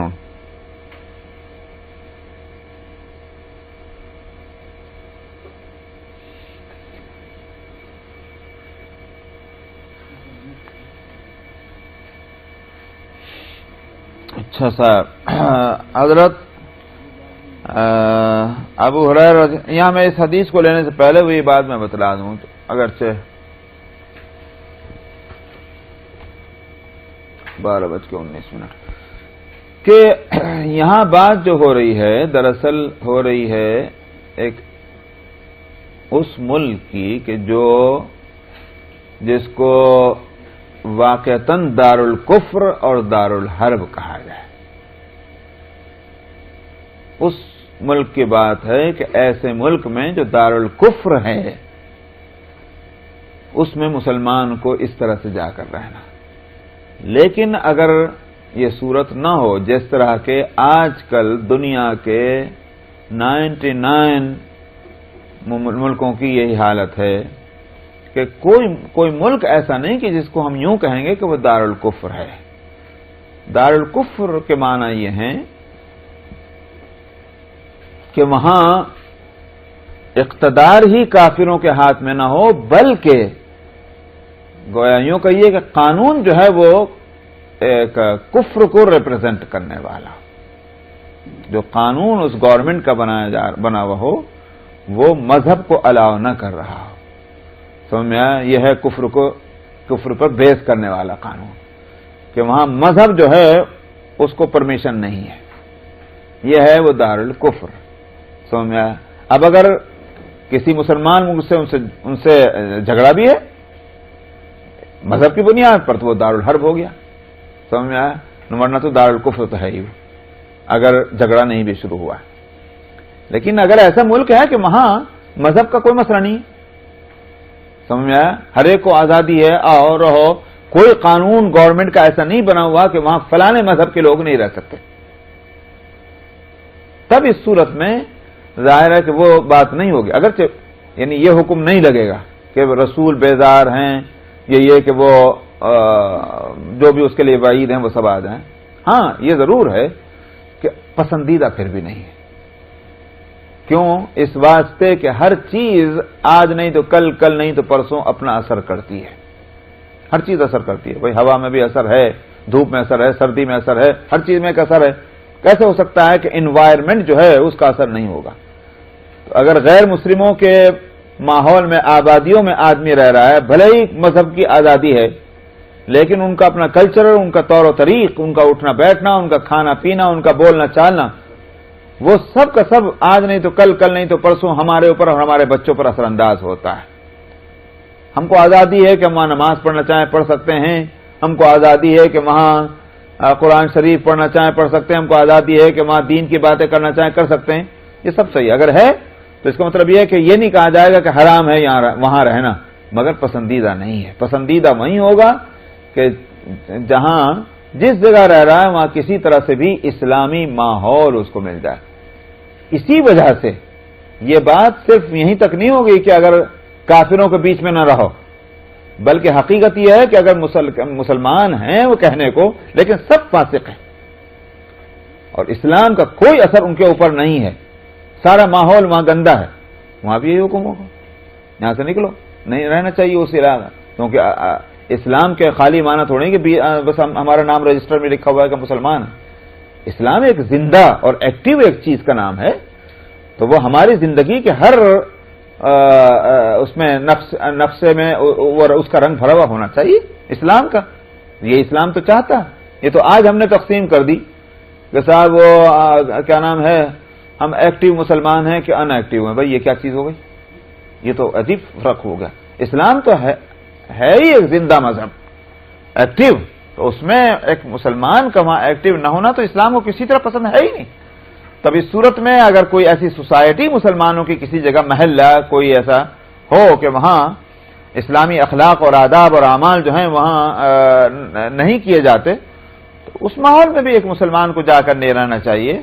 تو اسلام اس معاملے میں بہت ہی یوں کہیے کہ سینسٹیو اور بہت ہی باحیا ہے. ابی ہریرہ رضی اللہ عنہ سے روایت ہے، وہ نبی کریم صلی اللہ علیہ وسلم سے نقل کرتے ہیں، آپ نے فرمایا کہ ایمان روکتا ہے کس کو؟ دھوکہ دے کر قتل کرنے کو. کسی کو جان سے مارنا ہے، دھوکہ دے کر نہیں مارو، اس سے منع کرتا ہے. کیا ہے؟ سیدھی بات رکھو. دھوکہ دینا کیا مطلب ہے؟ ہاں یہاں ایک اور بات بتا دوں، جب جنگ میں ہے، میدان جنگ میں، تو وہاں اگر کوئی چال چلنی ہے تو اس کی ممانعت نہیں ہوگی. میدان جنگ میں تو پہنچ گئے، جب میدان جنگ میں دو آمنے سامنے ہیں تو اب کوئی نہ کوئی چال اگر کرنا چاہے تو کر سکتا ہے نا بھائی. اسی بات سے آپ نے بھی فرمایا الحرب والخدعہ، جنگ جو ہے وہ تو ہے ہی، کسی اس میں تو چال چلنی پڑے گی اور تدبیر کرنی پڑے گی، ٹیکنک اور ساری استعمال کرنی ہوں گی. تو اس میں یوں تھوڑے صاحب بس یوں دیکھتے رہیں کہ صاحب نہیں، خبر کر کے ہی مارنا چاہیے، یوں نہیں. میدان جنگ میں پہنچ گئے، لیکن جب تک میدان جنگ میں نہ آئیں تو کسی کو بھی بے خبر رکھ کر کے اور اس کے اوپر بے خبر بھی کیا دھوکہ دے کر حملہ نہیں کر سکتے. سمجھا؟ یہ اس کی اجازت نہیں ہے. اسی واسطے حضرت معاویہ رضی اللہ عنہ کا ایک معاہدہ تھا پڑوس کی جو غیر مسلم حکومت تھی اس سے. تو حضرت معاویہ رضی اللہ عنہ نے یہ ارادہ کیا کہ اب وہ معاہدہ ان کو اطلاع دے کر کینسل کر دیں. کر سکتے ہیں بھئی، ہم اس کو آئندہ کے واسطے اس کو کیا کرتے ہیں، سسپینڈ کر دیتے ہیں. تو مگر ساتھ میں کیا ہوا کہ انہوں نے تیاری کر لی کہ جیسے ہی سگنیچر ہو جائیں گے اس پر کہ آئندہ کے لیے معاہدہ نہیں، وہ کھٹ سے حملہ. تو ایک دوسرے صحابی کو اس کا علم ہو گیا، وہ دوڑے ہوئے آئے امیر معاویہ کے پاس اور انہوں نے کہا کہ میں نے رسول اللہ صلی اللہ علیہ وسلم سے یہ بات سنی ہے کہ کسی کو دھوکہ دے کر نہیں مار سکتے، یہ تم دھوکہ دے رہے. اس واسطے اگر معاہدہ ہے یا تو اس کو باقی رکھو، اگر اس کو ختم کرنا ہے ختم کرنے کے بعد، اور اب اس کو اتنا ٹائم دو کہ وہ اگر تم پہ حملہ کرنا چاہے تو اس کی تیاری کرے، اور تمہارے پاس جو اتنا ٹائم ہوگا تم کو اگر حملہ کرنا ہے تو اس کی تیاری کرو. پہلے سے تم تیاری نہیں کر کے رکھ سکتے، یہ دھوکہ ہے. حضرت معاویہ نے اس کو گویا کینسل کر دیا تھا پروگرام کہ ٹھیک رسول اللہ صلی اللہ علیہ وسلم نے جو فرمایا اس کے بعد پھر اب کوئی سوال ہی پیدا نہیں ہوتا کہ اس کے خلاف کیا جائے. تو آپ نے فرمایا کہ ایمان دھوکہ دینے کو روکتا ہے تو کوئی مومن جو ہے وہ دھوکہ نہ دے کسی کو. بس یہ رک جائیں. علیہ وسلم قال الایمان قید الفتق لا یفتق مؤمن. حضرت ابو ہریرہ رضی اللہ عنہ سے روایت ہے اور نبی کریم صلی اللہ علیہ وسلم سے نقل کرتے ہیں آپ نے فرمایا کہ ایمان دھوکہ دینے سے روکتا ہے، لہذا کوئی مومن جو ہے وہ کسی کو دھوکہ نہ دے.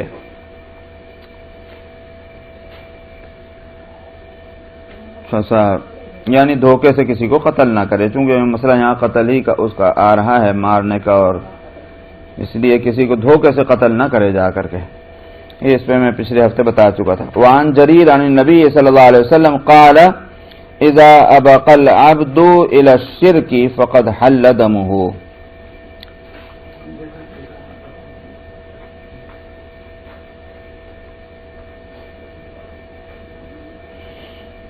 جریر ابن عبداللہ سے روایت ہے اور وہ نبی کریم صلی اللہ علیہ وسلم سے نقل کرتے ہیں آپ نے فرمایا کہ جب کوئی غلام جو ہے وہ شرک کی طرف بھاگ جائے. شرک کی طرف بھاگنے کا مطلب یہ ہے کہ دارالاسلام سے نکل کر دارالکفر اور دارالشرک کی طرف چلا جائے، یہ مطلب ہے. تو فرمایا کہ اس کا خون حلال ہے. اس کا مطلب یہ ہے کہ اگر کوئی شخص اس کو مار دے تو اس صورت میں اس پر کوئی تاوان نہیں آئے گا، اس کا کوئی قصاص اس کے ذمہ نہیں ہوگا، کیونکہ وہ دارالاسلام کو چھوڑ کر دارالکفر کی طرف خود ہی گیا ہے. وعن علی ان یہودیۃ کانت تشتم النبی صلی اللہ علیہ وسلم یشتم ہوگا، ہاں ٹھیک ہے. علی ان یہودیۃ کانت تشتم النبی صلی اللہ علیہ وسلم وتقع فیہ فخنقها رجل حتی ماتت فابطر النبی صلی اللہ علیہ وسلم دمعها. حضرت علی رضی اللہ عنہ سے روایت ہے کہ ایک یہودی عورت نبی کریم صلی اللہ علیہ وسلم کو گالی دیا کرتی تھی اور آپ میں تانے اور عیب نکالا کرتی تھی. یہ تھا تقوفی کا مطلب یہ کہ تانا دینا. تو کسی شخص نے اس کا گلا گھونٹ دیا یہاں تک کہ مر گئی. نبی کریم صلی اللہ علیہ وسلم نے اس کے خون کو ابطل باطل قرار دینے کے معنی یہ ہے کہ اس کے خون کا کوئی ہرجانہ مقرر نہیں فرمایا، کیونکہ وہ جرم کر رہی تھی. کسی کو خاص طور پر نبی کو گالی دینا اور اس میں تانے ڈالنا، اس سے بڑھ کر فتنہ کیا ہو سکتا ہے. اور قرآن شریف میں ہے کہ والفتنۃ اشد من القتل، فتنہ جو ہے وہ تو قتل سے بھی زیادہ سخت ہے. تو اس واسطے اس نے ایک فتنہ معاشرے میں پیدا کرنا چاہا تھا اور پیدا کرنے کی صورت کی تھی، اس لیے اس کے قتل جو ہے وہ درست ہوا. وعن جندب قال قال رسول اللہ صلی اللہ علیہ وسلم حد الساحر ضربۃ بالسیف. حضرت جندب سے روایت ہے، انہوں نے کہا کہ رسول اللہ صلی اللہ علیہ وسلم نے فرمایا جادوگر کی حد یہ ہے کہ ایک تلوار کا ہاتھ. جادوگر سے جادو میں اصل میں دو مرحلے ہیں. ایک تو ہے جادو جس میں کہ کوئی کفر یا کلمہ تو نہیں کہا گیا، مگر یہ کہ پھر بھی غلط مقاصد کے لیے اس کو کیا گیا ہے تو اس کو حرام کہا گیا. اور اگر اس میں کفریہ کلمات بھی ہیں، اور عام طور پر ہوتا یہ ہے کہ جادو میں کفریہ کلمات ہوتے ہیں، تب وہ کفر ہے. اور جب کفر ہے تو اس کی سزا جو ہے وہ یہی بتلائی کہ اس کی سزا تلوار کا ہاتھ ہے. مطلب یہ کہ اس کا قتل ہے، کیونکہ وہ شخص جو ہے مسلمان ہو کر کے دعویٰ کر کے اور پھر اگر کفر کر رہا ہے تو ظاہر ہے کہ وہ ارتداد ہے، مرتد ہے، تب بھی اس کی سزا قتل ہے. اور اگر نہیں مسلمان نہیں ہے تو بھی جادو کے نتیجے میں جو نقصان پہنچاتے ہیں، دو میں لڑائی کرا دینا، کسی کو مار دینا، کسی کو بیمار کر دینا جادو کے نتیجے میں. اور جادو جو ہے وہ اسباب کے درجے کی چیز ہے، الفاظ اور کلمات ایسے ہیں اس میں کہ اس کے ذریعے سے شیاطین سے مدد مانگی جاتی، شیطان خوش ہو کر کے اور وہ کام کرتے ہیں کہ جس کام کے لیے وہ جو منتر پڑھا گیا ہے. تو اللہ تعالیٰ نے شیطان کو اس بات کی مہلت دی ہے، تو اسی لیے اس کو کفر کہا گیا کہ جس میں شیطان اور شیطانی روحوں سے مدد مانگی جاتی ہے، اس لیے وہ کفر ہے. الفصل الثالث عن اسامہ ابن شریک قال قال رسول اللہ صلی اللہ علیہ وسلم ایما رجل خرج یفرق بین امتی فاضربوا عنقہ. اسامہ ابن شریک سے روایت ہے، انہوں نے کہا کہ رسول اللہ صلی اللہ علیہ وسلم نے فرمایا جو شخص بھی امام المسلمین کے خلاف خروج کرے اور میری امت کے درمیان تفریق پیدا کر دے، یعنی اختلاف پیدا کرے، تو اس کا مطلب کیا ہوا؟ باغی ہوا. جب امام المسلمین کے خلاف کھڑا ہوا ہے تو باغی ہے اور بغاوت پھیلا رہا ہے ملک کے اندر، کمیونٹی کے اندر، حکومت وقت کے خلاف. تو فرمایا کہ اس کی گردن مار دو، اس واسطے کہ باغی حکومت اسلامیہ کے خلاف بغاوت کرنے والا، اس سے بڑھ کر کون مجرم ہوگا. وعن شریک ابن شہاب قال كنت اتمنى ان القى رجلا من اصحاب النبي صلى الله عليه وسلم اساله عن الخوارج فلقيت ابا برزة في يوم عيد في نفر من اصحابه فقلت له هل سمعت رسول الله صلى الله عليه وسلم يذكر الخوارج؟ قال نعم سمعت رسول الله صلى الله عليه وسلم بأذنية ہونا چاہیے بأذنية ورأيته بعينية أتي رسول الله صلى الله عليه وسلم بمال أتي رسول الله صلى الله عليه وسلم بمال فقسمه فأعطى من عن يمينه ومن عن شماله ولم يعطي من ورائه شيئا فقام رجل من ورائه فقال يا محمد ما عدلت في القسمة رجل أسود مطموم الشعر عليه ثوبان أبيضان فغضب رسول الله صلى الله عليه وسلم غضبا شديدا وقال والله لا تجدون بعدي رجلا هو أعدل مني ثم قال يخرج في آخر الزمان قوم كأن هذا منهم يقرؤون القرآن لا يجاوز تراقيهم يمرقون من الإسلام كما يمرق السهم من الرمية سيماهم التحليق لا يزالون يخرجون حتى يخرج آخرهم مع المسيح الدجال فإذا لقيتموهم هم شر الخلق والخليقة.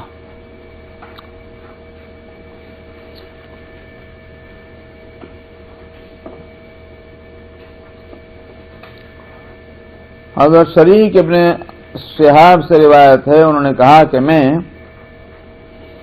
اس بات کی آرزو کرتا تھا کہ میں نبی کریم صلی اللہ علیہ وسلم کے صحابہ میں سے کسی صحابی سے ملاقات کروں اور ان سے میں خوارج کے بارے میں پوچھوں کہ خوارج کے لیے کیا ان کے پاس علم ہے، خارجی جو کہلاتے تھے.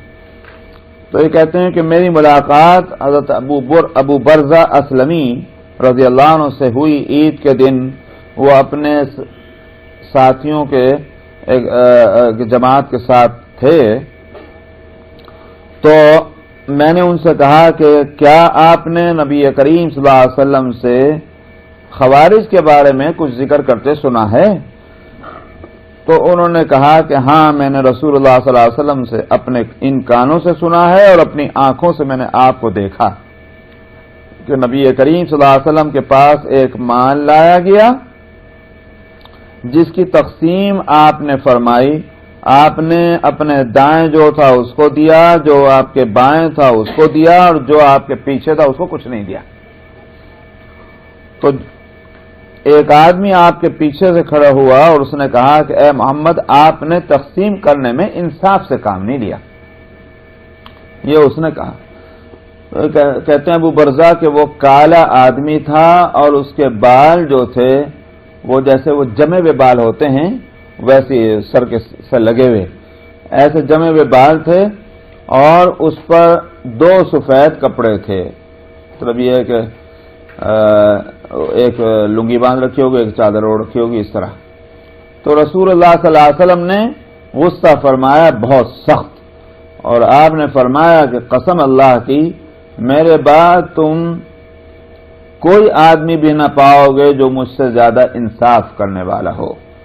پھر آپ نے فرمایا کہ ایک آخری زمانے میں ایک قوم نکلے گی، وہ ایسی ہوگی گویا یہ شخص بھی انہی میں سے ہے جس نے پیغمبر پر یہ الزام لگایا منہ پر کہ آپ نے انصاف نہیں کیا، تو فرمایا گویا یہ بھی انہی میں سے ہے۔ وہ لوگ قرآن کو پڑھیں گے مگر قرآن ان کے نل خڑے سے نیچے نہیں اترے گا، یہ مطلب یہ کہ ان کے زبان پہ قرآن ہوگا مگر اس کا قرآن کا اثر جو ہے یقین ایمان پیدا ہو، خوف خدا پیدا ہو اور شریعت کے احکام جو ہیں وہ ان پر اثر کریں، ایسا نہیں ہوگا۔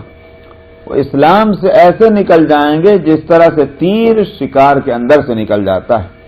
آپ نے فرمایا ان کی پہچان منڈانا ہوگا، وہ ہمیشہ نکلیں گے، نکلتے رہیں گے، لا یزالون یخرجون، ہمیشہ ایسے لوگ نکلتے رہیں گے یہاں تک کہ ان کا آخری آدمی یا آخری گروپ کچھ بھی کہیے نکلے گا مسیح الدجال کے ساتھ، کیونکہ وہ اسی زمرے کے ہوں گے، تو مطلب یہ ہے کہ اب لیڈر آ گیا سب سے بڑا ان کا، تو اسی کے ساتھ لگ جائیں گے۔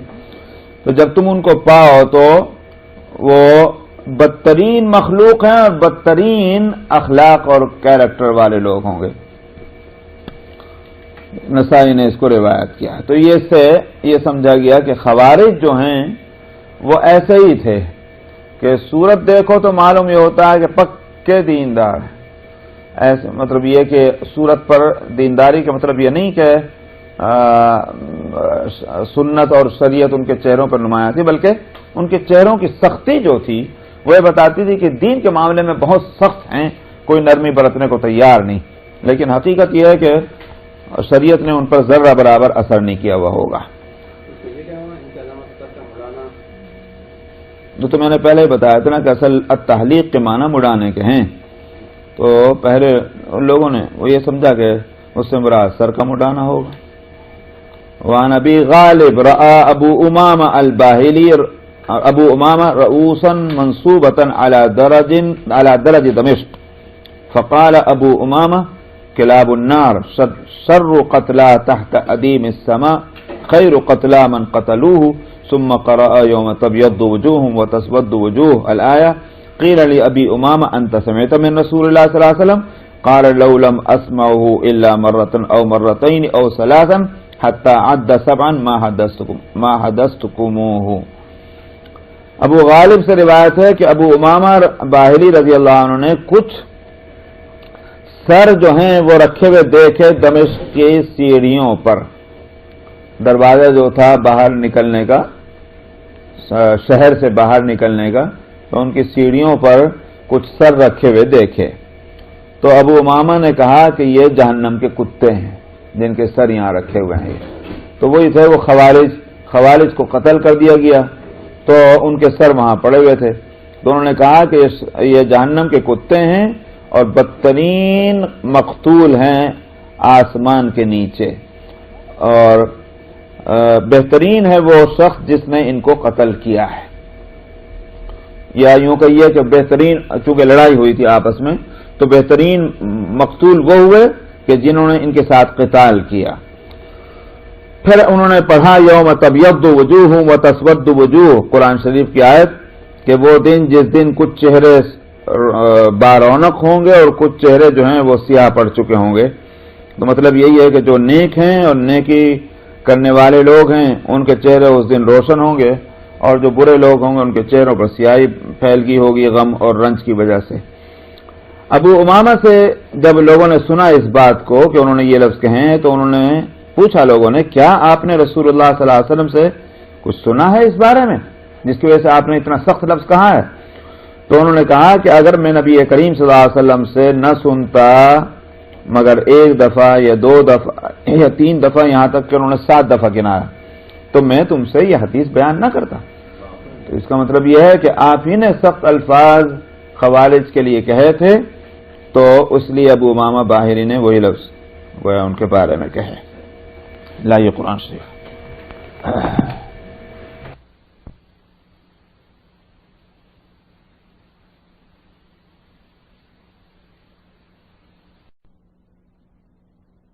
تو اس کا علم ہوگا کہ ایسی حد ہوگی وہ نہ کرے گا، اور اگر کسی نے کر لیا تو وہ دوبارہ نہیں کرے گا، یا پھر اور لوگوں کو ہمت نہیں ہوگی وہ کرنے کی۔ اسی واسطے زنا کی جو حد قرآن شریف میں بیان کی گئی ہے اس میں یہ بھی فرمایا گیا وَلَا تَأْخُذْكُمْ بِهِمَا رَأْفَةٌ فِي دِينِ اللَّهِ إِن كُنتُمْ تُؤْمِنُونَ بِاللَّهِ وَالْيَوْمِ الْآخِرِ، کہ اللہ کے دین کے معاملے میں تمہارے اندر نرمی نہ آنے پائے۔ رأفہ نرمی، رحم، شفقت، کسی پر رحم کرتے ہوئے سزا نہیں دے رہے ہیں، یہ غلط ہے، اس سے تو شریعت کا منشا ہی فوت ہو جائے گا۔ تو جو ایسا جرم ہے کہ جس پر اللہ نے اس کی سزا متعین کر دی وہ سزا دینی چاہیے، رحم کر کے اور سزا اس کو نہ دینا یہ غلط ہوگا۔ اور فرمایا ان کنتم تؤمنون باللہ والیوم الآخر، اللہ پر اور یوم آخرت پر اگر تمہارا ایمان ہے۔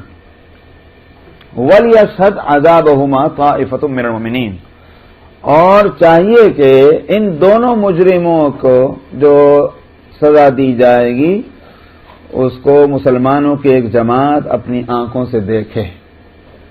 وہ دیکھنا جو ہے یعنی مطلب یہی ہے کہ اعلان کیا جائے، باقاعدہ منادی ہو کہ فلانی دن فلاں وقت میں فلاں جگہ، اگر جگہ متعین نہیں ہے اور متعین ہے تو پھر ٹھیک ہے تو سزا دی جائے گی، لہٰذا سب لوگ آئیں۔ تو وہاں لوگوں کو آنا چاہیے، اس لیے کہ اگر چھپ چھپاتے اور جیل میں الگ سے اس کو سزا دے دی گئی تو منشا شریعت کا جو ہے وہ حاصل نہیں ہو رہا، وہ پورا نہیں ہو رہا۔ مقصد تو یہ تھا کہ یہ جرم کرنے کی دوسرے لوگ ہمت نہ کریں۔ اس سزا کو جو اپنی آنکھوں سے لوگ دیکھیں گے کانپ اٹھیں گے اور ان کو کبھی بھی ہمت نہیں ہوگی ویسا جرم کرنے کی۔ یہ ہے وہ کانسیپٹ شریعت کا۔ اس پورے کانسیپٹ کو سامنے نہ رکھنے کی صورت میں لوگوں نے جو ہے وہ جرائم کی سزاؤں کو کم کرتے کرتے کرتے کرتے آج یہ حالت ہو گئی ہے کہ مجرم جو ہے پہلی مرتبہ جرم کرنے کی ہمت مشکل سے کرتا ہے، لیکن جب ایک مرتبہ جرم کر لیتا ہے تو دوسری اور تیسری مرتبہ اس کے لیے آسان ہو جاتا ہے۔ وجہ اس کی وہی ہے کہ کانسیپٹ جو تھا وہ بدل دیا۔ شریعت نے جو کانسیپٹ رکھا تھا اور اس کے مطابق سزا زیادہ رکھی تھی، نتیجہ اس کا یہ کہ اول تو پہلی مرتبہ کوئی نہیں کرے گا، اور جس نے ایک مرتبہ کر لی دوسرے کی تو اس کو تو کبھی خواب میں بھی خیال نہیں آئے گا کہ ہم یہ کیا نام ہے یہ جرم کر لیں۔ تو آج جس چیز کو ظلم کہا جا رہا ہے اصل تو عدل وہی تھا کہ کمیونٹی کو اور معاشرے کو برائیوں سے بچا لینا۔ آج رحم کے نام پر ظلم ہو گیا کہ نتیجہ اس کا یہ ہے کہ پورا معاشرہ اور سوسائٹی وہ مجرموں سے لبالب بھر گئی ہے۔ کوئی بستی اور کوئی محلہ ایسا نہیں رہا ہے کہ جس میں مجرمین نہ رہتے ہوں، اور گینگسٹر جو ہیں وہ ہیں۔ اب گورنمنٹ پریشان ہے مگر کر نہیں سکتی۔ کیوں نہیں کر سکتی؟ خود اپنی مصیبت، اس لیے کہ اپنے کیے کو اب کیا کر سکتے ہیں کہ صاحب انہوں نے قوانین یہ ایسے ڈھیلے بنا دیے ہیں جس کا کچھ ٹھکانہ نہیں۔ تو یہ ہیں حدود۔ اچھا، تو میں نے کہا کہ جن جرائم کی جو سزا اللہ نے متعین کر دی ان کو حدود کہتے ہیں، اور جن کی سزا کو اللہ نے متعین نہیں فرمایا بلکہ قاضی اور جج کی رائے پر چھوڑ دیا ہے ان کو نہیں حدود کہتے، ان کو تعزیر کہتے ہیں، تاکہ دونوں میں فرق رہے۔ تو حدود قرآن کی متعین کی ہوئی سزائیں ہیں، اور جن کو قرآن نے متعین نہیں کیا اور قاضی کی رائے پر چھوڑ دیا ان کو تعزیر کہتے ہیں۔ تعزیر کے تعلق سے یہ ضروری ہے دو باتیں کہ جن جرائم کی سزا اللہ نے متعین کر دی ان پر تعزیر نہیں ہوگی، یعنی یہ نہیں ہوگا حد کو ہٹا دیں تعزیر کو رکھ دیں، سمجھ میں آیا؟ یہ نہیں ہو سکتا۔ قاضی یہ نہیں کر سکتا اللہ کی متعین کی ہوئی سزا کو ہٹا کر خود اپنی کوئی سزا تجویز کر دے، ایک بات۔ دوسری بات یہ ہے کہ تعزیر جو ہے وہ اللہ کی متعین کی ہوئی سزا سے بڑھ نہ جائے، اس سے کم ہی رہے گی، اس سے نہیں بڑھا سکتے۔ اللہ نے سزا سخت رکھی ہوئی ہے۔ قاضی کو اگر سزا کسی جرم کی، ظاہر ہے کہ وہ جرم وہ ہوگا کہ جس پر حد نہیں ہے، اس کے علاوہ کوئی اور جرم ہے، اس پر وہ سزا چاہے کتنی سخت نرم ہو لیکن حدود کے برابر نہ پہنچ جائے. مثال کے طور پر تھوڑی دیر کے لیے ایک مثال میں دیتا ہوں کہ زنا کی سزا جو ہے وہ 100 کوڑے ہیں. تفصیل بھی بتاؤں گا میں. تو اب اگر زنا جو ہے وہ نہیں پایا گیا لیکن ہاں اور حرکتیں ہو رہی تھیں تو ان حرکتوں کو یہ تو نہیں کہیں گے کہ بھئی حد تو اس صورت میں لگے گی جب وہ فعل پایا جائے. جب حد ہوگی تو اب یہ کہ چونکہ وہ فعل نہیں پایا گیا اور باقی بے حیائیاں ہو رہی تھی، یہ نہیں ہوگا کہ اس پر کوئی سزا نہ ہو. سزا ہوگی مگر اس پر 100 کوڑے نہیں لگائیں گے کیونکہ وہ 100 کوڑے متعین ہے کب؟ جبکہ وہ فعل پایا جائے. اگر اس سے کم، اس سے ہٹ کر کے کچھ اور بے حیائی کا کام ہے تو نہ اس کو بغیر سزا کے چھوڑیں گے، سزا دیں گے مگر 100 کوڑے نہیں ہوں گے. کوڑے کی اگر سزا ہوگی 50 ہوں گے، 25 ہوں گے، 40 ہوں گے، جو بھی ہو یہ جیل میں رکھ دیا جائے گا، یہ جلا وطن کر دیں گے. حاصل کیا ہوا کہ سزا دینے کا اختیار جج کو ہوگا مگر وہ حد کے برابر نہ پہنچے کہ جائے کہ اس سے آگے بڑھ جائے. یہ دو چیزیں ہیں تعزیر کے تعلق سے. جہاں تک زنا کی سزا کا تعلق ہے، زنا میں 2 صورتیں ہوں گی. ایک تو یہ کہ جس نے زنا کیا ہے مرد اور عورت دونوں یا دونوں میں سے ایک جو ہے وہ کنوارا ہے، بے شادی شدہ ہے، اور اس صورت میں تو کوڑوں کی سزا ہے، 100 کوڑے لگائے جائیں گے.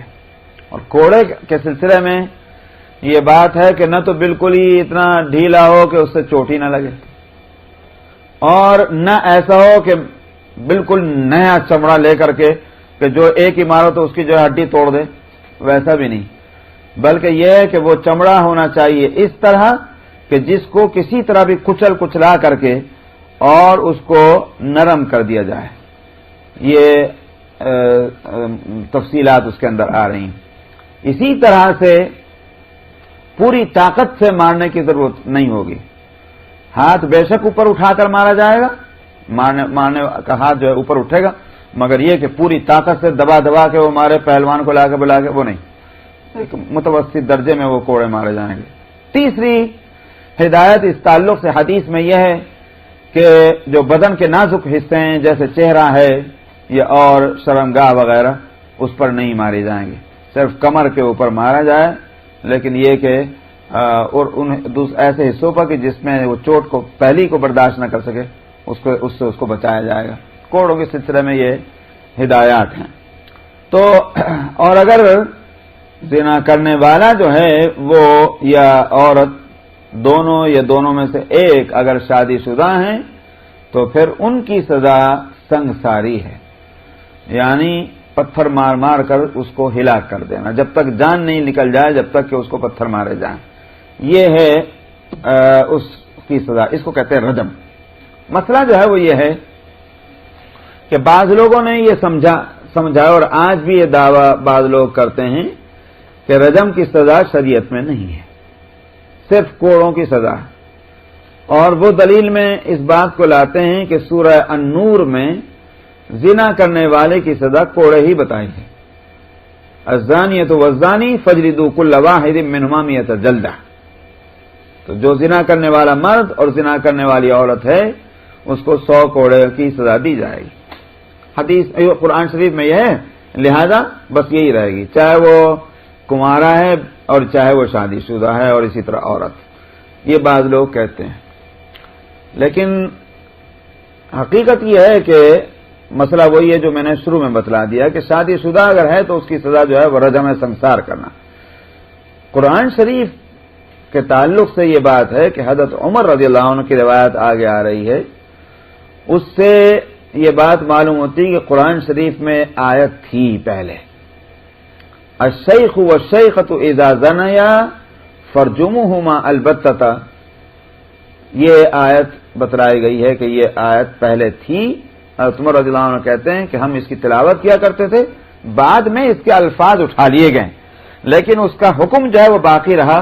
دلیل اس کی کیا حکم اس کا باقی رہا وہ یہ ہے کہ نبی کریم صلی اللہ علیہ وسلم نے اس کے مطابق سزا دی ہے رجم کی، سنساری کی. تو اگر وہ حکم بھی اٹھا لیا جاتا تو پھر آپ اس کی سزا اس کے مطابق نہ دیتے. آپ کا سزا دینا اس کے معنی یہ ہیں کہ الفاظ اٹھائے گئے ہیں اس کے اور حکم اس کا باقی رہا ہے. یہ ہے اس سلسلے میں. یہاں جو حدیث آ رہی ہے اس حدیث میں رجم کی سزا کو بھی بتلایا گیا، ساتھ میں لفظ کتاب اللہ بھی آ رہا ہے. تو یہ خود دلیل ہے اس بات کی کہ صحابہ کے ذہن میں اور نبی کریم صلی اللہ علیہ وسلم کے نزدیک رجم کی سزا کتاب اللہ سے ثابت ہے. ابو ہریرہ سے اور زید ابن خالد سے روایت ہے کہ دو آدمی اپنا جھگڑا لے کر آئے رسول اللہ صلی اللہ علیہ وسلم کی خدمت میں. ان میں سے ایک نے کہا کہ ہمارے درمیان کتاب اللہ کے ذریعے سے فیصلہ کر دیجیے. کتاب اللہ کے ذریعے سے یعنی قرآن کی روشنی میں فیصلہ ہو. تو دوسرے نے کہا کہ ہاں یا رسول اللہ، قرآن کے مطابق ہمارے مسئلہ جو ہے اس کا فیصلہ فرما دیجیے. تو ہاں اجل یا رسول اللہ، ہاں یا رسول اللہ، ہمارے درمیان کتاب اللہ سے یعنی کتاب اللہ کے حکم سے فیصلہ کر دیں اور مجھ کو اجازت دیجیے کہ میں مقدمہ پیش کروں، میں آپ کے سامنے بات کروں. انا اتکلم. آپ نے فرمایا ٹھیک ہے بات کرو. اس نے کہا کہ یہ میرا بیٹا جو ہے وہ اس آدمی کے یہاں ملازم تھا، محنت مزدوری کا جو بھی کام کرتا ہوگا.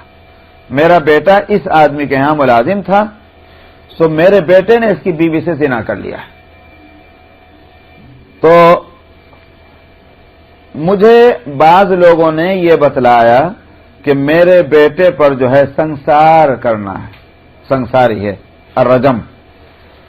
میں نے اس کی طرف سے فدیے میں بدلے میں 100 بکریاں دیں اور ایک باندی جو میرے پاس تھی وہ بھی میں نے بدلے میں دے دی ہے تاکہ میرا بیٹا جو ہے اس کو سنساری سے بچایا جا سکے.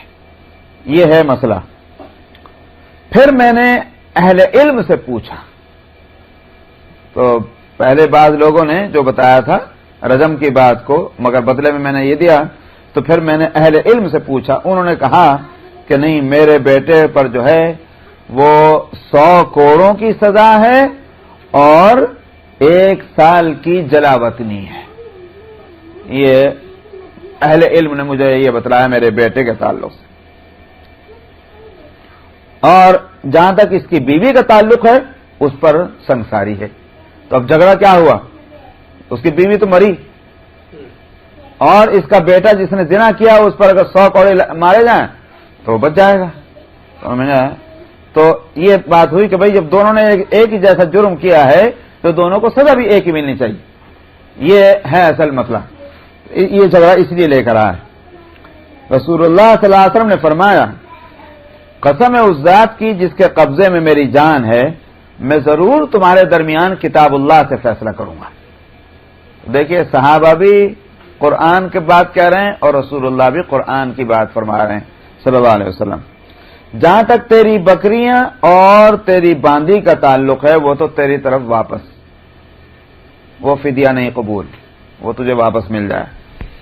جہاں تک تیرے بیٹے کا تعلق ہے اس پر 100 کوڑے لگائے جائیں گے اور 1 سال کے لیے اس کو جلا وطن کیا جائے گا کیونکہ وہ بے شادی شدہ تھا، کنوارا تھا.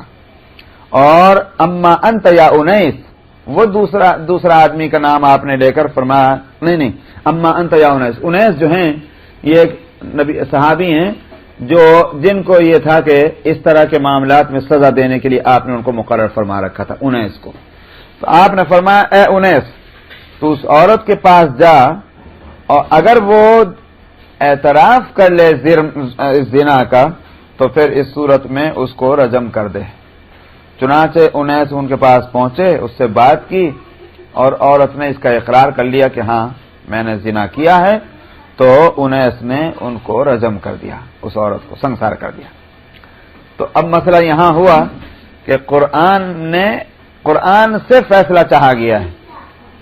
صحابہ نے بھی یہ کہا ان صحابیوں نے اور نبی کریم صلی اللہ علیہ وسلم نے بھی یہ فرمایا کہ میں ضرور کتاب اللہ کی روشنی میں فیصلہ کروں گا.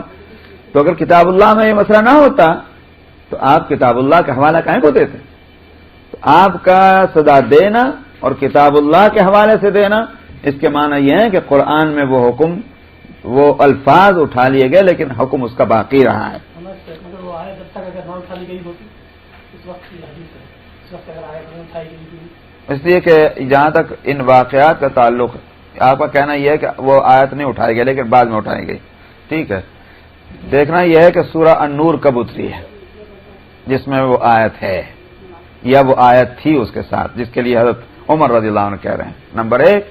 نمبر 2 یہ ہے، وہ آگے حدیث آ رہی ہے حضرت ماعز سلمی کی۔ ماعز سلمی جو ہیں ان کو سزا جو دی گئی ہے، جس پر ان کا انتقال ہوا ہے، وہ کب ہوئی ہے؟ ان دونوں چیزوں کو سامنے رکھنے سے ہی علماء نے یہ نکالا ہے کہ سورہ النور جو ہے وہ پہلے اتری ہوئی تھی اور ماعز سلمی کا جو ہے وہ ان کو سزا بعد میں دی گئی ہے، اور سورہ النور جو ہے وہ ہمارے سامنے ہے تو اس میں وہ آیت اب نہیں ہے۔ سمجھا نہیں بات یہ بات؟ اچھا جی، وعن زید بن خالد قال سمعت النبي صلی اللہ علیہ وسلم یأمر فی من زنا ولم يحسن جلد 100 وتغریب عام۔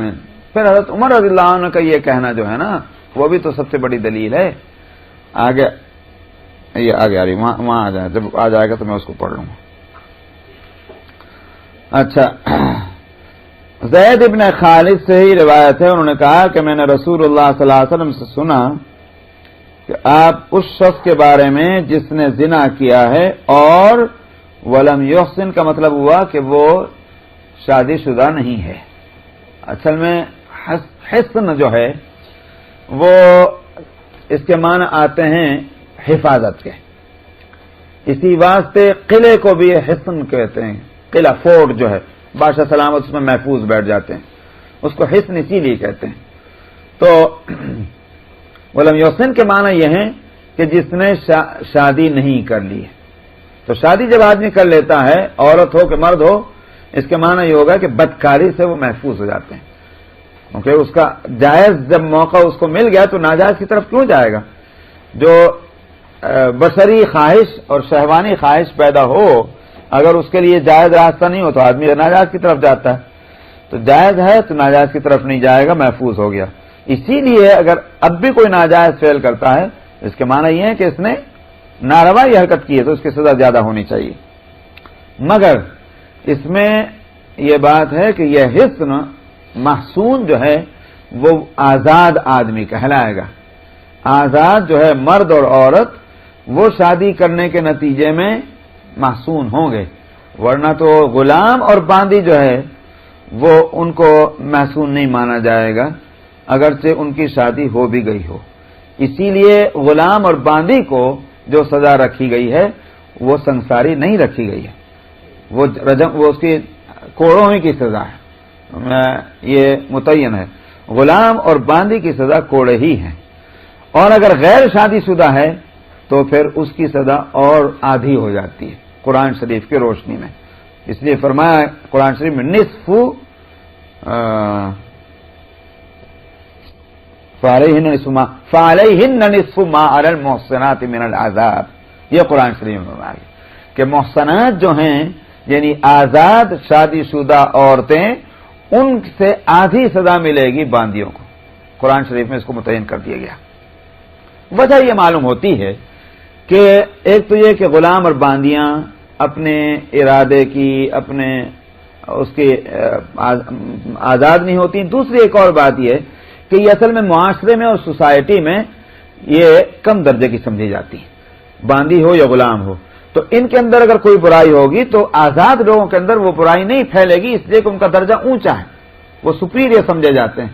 ہم جیسے ہم مصر جو ہوتے ہیں ان کی برائیاں زیادہ آتی ہیں، کم درجے کے لوگوں کی برائیاں اعلیٰ درجے کے لوگوں میں نہیں آئیں گی۔ ہاں یہ ہو سکتا ہے کہ اعلیٰ درجے کے لوگوں کی برائیاں کم درجے کے لوگوں میں آ جائیں، لیکن برائیاں نیچے سے اوپر کو نہیں جاتی، اوپر سے نیچے کو آتی ہیں، سمجھا؟ اس لیے ان کی سزا کم رکھی گئی ہے، یہ ہے وہ وجہ۔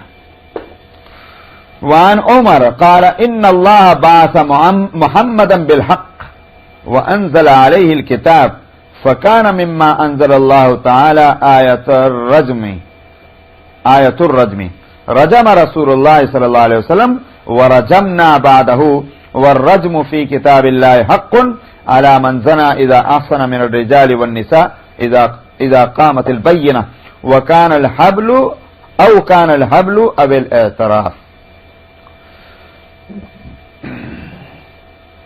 حضرت عمر رضی اللہ عنہ سے روایت ہے، انہوں نے کہا کہ اللہ نے حضرت محمد صلی اللہ علیہ وسلم کو حق کے ساتھ مبعوث فرمایا ہے اور ان پر کتاب نازل فرمائی ہے، سو جو اللہ نے اتارا ہے ان میں سے ایک آیت رجم کی بھی تھی. نبی کریم صلی اللہ علیہ وسلم نے رجم فرمایا اور ہم نے بھی آپ کے بعد رجم کیا ہے. اور رجم جو ہے وہ کتاب اللہ میں برحق تھا اس آدمی پر جس نے زنا کیا اور وہ محسن ہو، یعنی مطلب یہ ہے کہ شادی شدہ ہو، مردوں میں سے یا عورتوں میں سے، جبکہ گواہوں سے اس کا جرم ثابت ہو جائے، البینہ، وٹنس ہوں.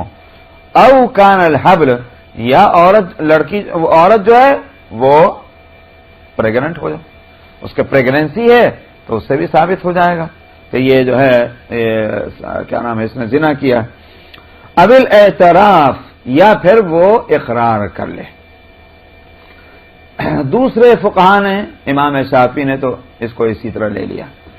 امام حنیفہ رحمۃ اللہ علیہ نے کیا کیا، انہوں نے کہا کہ بینہ تو ڈیفینیٹ ہے، یعنی گواہ، لیکن جہاں تک حمل کا تعلق ہے، پریگننسی، اس کو ہم بنیاد نہیں بنائیں گے، کیونکہ پریگننسی جو ہے وہ ہو سکتا ہے شادی شدہ جب ٹھہری تو ہو سکتا ہے اس کے اپنے شوہری کو، اس لیے یہاں چونکہ احتمال ہے تو لہذا یہ بنیاد نہیں بنے گی پریگننسی اس کو رجم سنسار کرنے کی.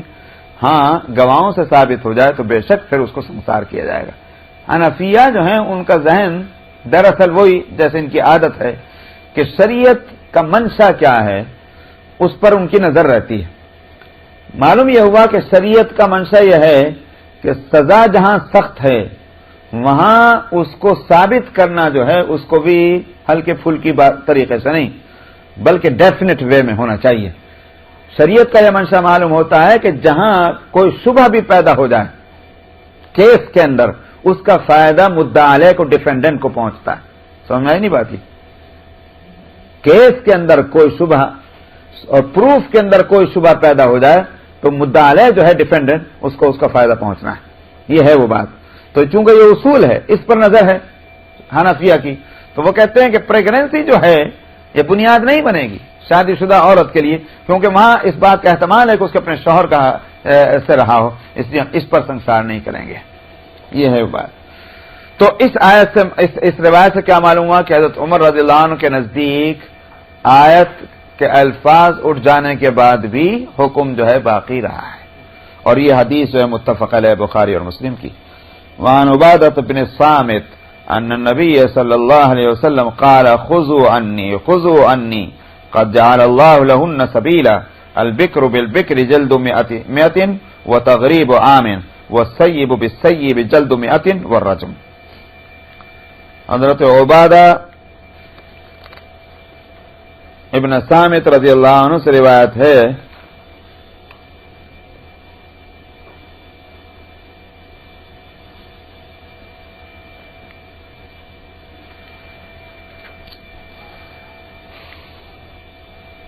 کہ نبی کریم صلی اللہ علیہ وسلم نے فرمایا مجھ سے لے لو، یعنی مطلب کیا؟ شریعت کے احکام کا مطلب یہ قد جعل اللہ لہن سبیلا، اللہ نے ان عورتوں کے واسطے کہ جنہوں نے زنا کیا ہے ان کے لیے اللہ نے ایک راستہ متعین فرما دیا. اصل میں یہ اشارہ ہے قرآن شریف کی آیت سورہ نساء کے بارے میں.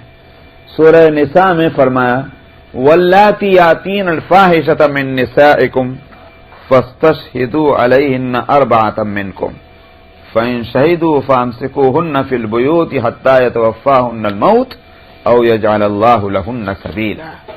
یہ ہے وہ آیت جو یہ صفحہ 76 میں اور آیت 15 ہے سورہ النساء کی، جس کا حاصل یہ ہے کہ وہ عورتیں کہ تمہاری ان عورتوں میں سے، یعنی تمہاری کا مطلب یہ ہے تمہارے معاشرے اور کمیونٹی کے عورتوں میں سے، مسلمانوں میں سے، جس نے کوئی بے حیائی کا فعل کیا ہے تو پھر لوگوں کو چاہیے کہ ان کے مقابلے میں یعنی ان کے جرم کے اوپر 4 گواہ پیش کریں، 4 گواہیاں طلب کریں۔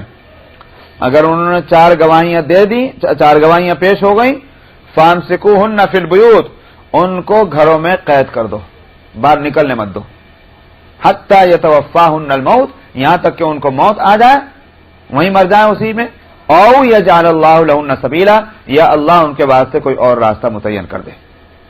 تو یہ آیت پہلی تھی، سورہ نور کی آیت سے پہلے ہی آ چکی تھی۔ تو اس وقت تک اللہ نے بس یہ فرمایا ان کو گھر کے اندر قید میں ڈال دو، یا پھر جب تک کہ یا تو مر جائیں یا پھر اللہ ان کے واسطے کوئی اور راستہ متعین کرے۔ اب یہاں نبی کریم صلی اللہ علیہ وسلم فرما رہے ہیں کہ مجھ سے لے لو، مجھ سے لے لو، اللہ نے ان کے واسطے راستہ متعین کر دیا ہے۔ تو سورہ نور جو اس کے بعد اتری تھی تو لہذا اللہ نے اب سزا ان کے متعین کر دی۔ آپ نے فرمایا کہ کنوارا کنواری کے ساتھ ہو تو اس صورت میں دونوں کی سزا کیا ہوگی؟ 100 کوڑے ہوگی، اور 1 سال کی سزا اس کو جو ہے وہ جلا وطن کی ہوگی۔ وہ سیب و بسیب، اور کنوارا وہی شادی شدہ کے ساتھ ہو تو اس کو جو ہے جلد و مئتن و رجم، 100 کوڑے اور پھر رجم۔ یہ ہوئی بات۔ یہاں حنفیہ پھر آ لیے، اور آنے کے بعد انہوں نے پھر وہ دوسرے ائمہ سے ہٹ کر بات کہی۔ شوافی یہ کہتے ہیں کہ حدیث میں آ گیا کہ 1 سال کی اس کو جلا وطنی، کوڑے مارے جائیں گے اور 1 سال کی جلا وطن ہوگی۔ شوافی کہتے ہیں کہ یہی ہوگا۔ حنفیہ کہتے ہیں 100 کوڑے مارے جائیں گے، 1 سال کی جلا وطنی نہیں۔ پھر یہ کیسے ہے حدیث میں؟ اس کا جواب یہ دیتے ہیں کہ ساری حدیثوں کو سامنے رکھنا چاہیے۔ سمجھ میں آیا نہیں؟ ایک بات تو یہ ہے کہ کتاب اللہ جو ہے قرآن شریف میں، اس میں جا کے دیکھو نا، پہلے قرآن شریف میں ہے کہ الزانی والزانیۃ فجلدوا کل واحد منہما 100 جلدہ، اس میں 100 کوڑوں کی سزا لکھی، وہاں تو تقریب عام لکھا ہی نہیں۔ نہیں تو معلوم ہوا کہ اصل سزا جو ہے وہ صرف 100 کوڑوں کی سزا، یہ تو ہے حد۔ باقی تقریب عام جو ہے ان کا کہنا یہ ہے کہ دراصل یہ تعزیر ہے، یہ حد نہیں ہے، یعنی حد کا حصہ نہیں ہے بلکہ تعزیر ہے۔ قاضی کی رائے پر اس کو چھوڑ دیں گے۔ قاضی اگر سمجھتا ہے کہ 100 کوڑوں کی سزا کے علاوہ اس کو شہر سے بھی نکال دینا چاہیے، وہ کر سکتا ہے، یہ تعزیر حد نہیں ہے۔ ایک تو کتاب اللہ میں نہیں۔ دوسری بات کیا ہے؟ دوسری بات یہ ہے کہ آگے ایک حدیث آ رہی ہے، بلکہ 2 حدیثیں آ رہی ہیں۔ ایک حدیث تو ہے یہودیوں کے سے مسئلے کے متعلق، اس میں آپ نے رجم کی بات کہی ہے اور جلا وطنی کی بات نہیں کہی۔ اسی طرح سے حضرت ماعز سلمی کو جو سنسار کیا گیا اس میں بھی جلا وطنی کی بات نہیں۔ ان کا کہنا یہ ہے کہ جب رجم کے اندر جلا وطنی نہیں ہے تو کوڑوں کے اندر جلا وطنی کیوں؟ وہاں وہ حد ہے، یہاں یہ حد ہے۔ تعزیر وہ جو ہے تقریب کوئی جلا وطن، یہ صرف تعزیر ہے، قاضی کی رائے پر ہوگا۔ نبی کریم صلی اللہ علیہ وسلم نے کسی کے لیے تجویز فرمائی اور کسی کے لیے تجویز نہیں فرمائی، تو اس کا مطلب یہ ہوا یہ تعزیر ہے، حد نہیں ہے۔ ایک بات تو یہ ہوئی نہیں، حد سے بڑھ جانے کے معنی یہ ہیں کہ جو حد کو ہٹا کر اس کی جگہ پر کوئی وہ سزا دینا۔ مثلا اگر کوئی زنا نہیں پایا گیا تو زنا نہیں پایا گیا تو کوئی شخص 101 کوڑے کی سزا مار دے، 100 غلط ہوگا۔ یہ ہے مطلب کہنے کا کہ جس جرم پر کتاب اللہ نے حد نہیں رکھی ہے ان جرائم پر کوئی ایسی سزا مقرر کرنا کہ جو اس حد کے برابر ہی اسے آگے بڑھ، یہ میں نے کہا تھا، وہ نہیں ہو سکتا۔ اچھا صاحب، اسی طرح سے یہ جو السیب بالسیب کے بارے میں وہاں بھی یہ کہتے ہیں کہ صرف رجم ہے اور اس کو کوڑوں کی سزا نہیں ہے، کیونکہ 2 سزاؤں کو ایک جگہ نہیں جمع کر سکتے۔ کوڑوں کی سزا بھی حد ہے اور رجم بھی حد ہے، 2 حدوں کو ایک پر نہیں رکھا جا سکتا۔ کتاب اللہ نے ایسی بات نہیں کہی ہے، اور خود نبی کریم صلی اللہ علیہ وسلم نے اس طرح کی کوئی سزا کسی کو نہیں دی ہے کہ 2 سزائیں دے دی ہوں، لہذا ہم اس کو نہیں رکھیں گے۔ یہ ہے حنفیہ کا کہنا، لیکن کوئی وٹنس نہیں ہے، اس لیے علماء نے غور کر اس میں اس کی تفتیش کر کے اور نکالا ہے مسئلہ کہ اس نے آخر کو زنا کا اقرار کر لیا تھا، تو جب زنا کا اقرار کیا تو اقراری مجرم ہے، تو آپ نے اس کو رجم کے لیے سنسار کرنے کا، کیونکہ اس نے زنا کا اقرار کر لیا، تو زنا کے اقرار کرنے کے معنی یہ ہے کہ وہ سزا آدمی لینے کو تیار ہو گیا. تو سزا جب لینے کو تیار ہو جائے تو یہ تو توبہ ہے. اس کا مطلب یہ ہے کہ جو سزا اللہ نے مقرر کی ہے وہ آدمی لینے کو تیار ہو جائے تو عملاً توبہ ہو گئی. اس لیے آپ نے فرمایا اس نے ایک ایسی توبہ کی ہے کہ اگر ایسی توبہ سارے مدینے والے کر لیں تو ان کی توبہ قبول ہو جائے. تو معلوم ہوا کہ بڑے سے بڑا گناہ کرنے والا بھی جب توبہ کر لے تو اللہ تعالیٰ اس کو قبول فرماتے ہیں. کہ ہے بھی یہ بات آپ دیکھتے ہیں کہ اگر کوئی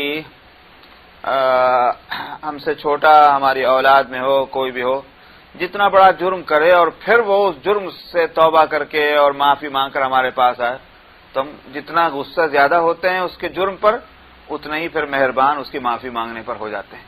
تو اللہ سبحانہ و تعالیٰ کی شان یہی ہے. آپ کو وہ حدیث یاد ہوگی گناہ گار ہو اور بڑے بڑے گناہ کر کے اور پھر وہ توبہ مانگے تو اللہ تعالیٰ اس میں فرمایا اللہ تعالیٰ اتنے خوش ہوتے ہیں کہ جیسے کسی شخص کی کوئی چیز کھوئی جائے. بہت ہی مثال کے طور پر اس میں وہاں حدیث میں ہے کہ کوئی سفر کر رہا ہے اور درمیان راہ اس کی سواری کھوئی جائے اور بہت تلاش کرنے پر وہ سواری ملے اسے تو اس کو خوشی میں کیا عالم ہوگا. تو اس خوشی میں وہ کہے کہ اے اللہ تو میرا بندہ میں تیرا رب. تو اب وہ خوشی میں جو ہے اس کے منہ سے الٹے لفظ نکل رہے ہیں تو آپ سے باہر. تو اللہ تعالیٰ فرماتے ہیں کہ اس سے زیادہ خوشی مجھے ہوتی ہے کہ جب بندہ گناہ کر کے اور پھر وہ توبہ مانگتا ہے. تو اس کے معنی یہ نہیں گناہ کرو بلکہ اس کے معنی یہ ہے کہ اگر گناہ ہو جائے تو توبہ کرو. یہ نہ سمجھو کہ اب توبہ کا دروازہ بند ہے. مراد یہ وہاں توبہ تو کہتے ہی اس کو ہیں. توبہ کے لیے میں کئی مرتبہ بتا چکا ہوں کہ توبہ کا مطلب یہ نہیں کہ اللہ توبہ یہ منہ سے لفظ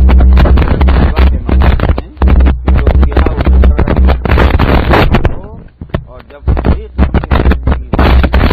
آئندہ فیصلہ بھی اس میں ہوگا تو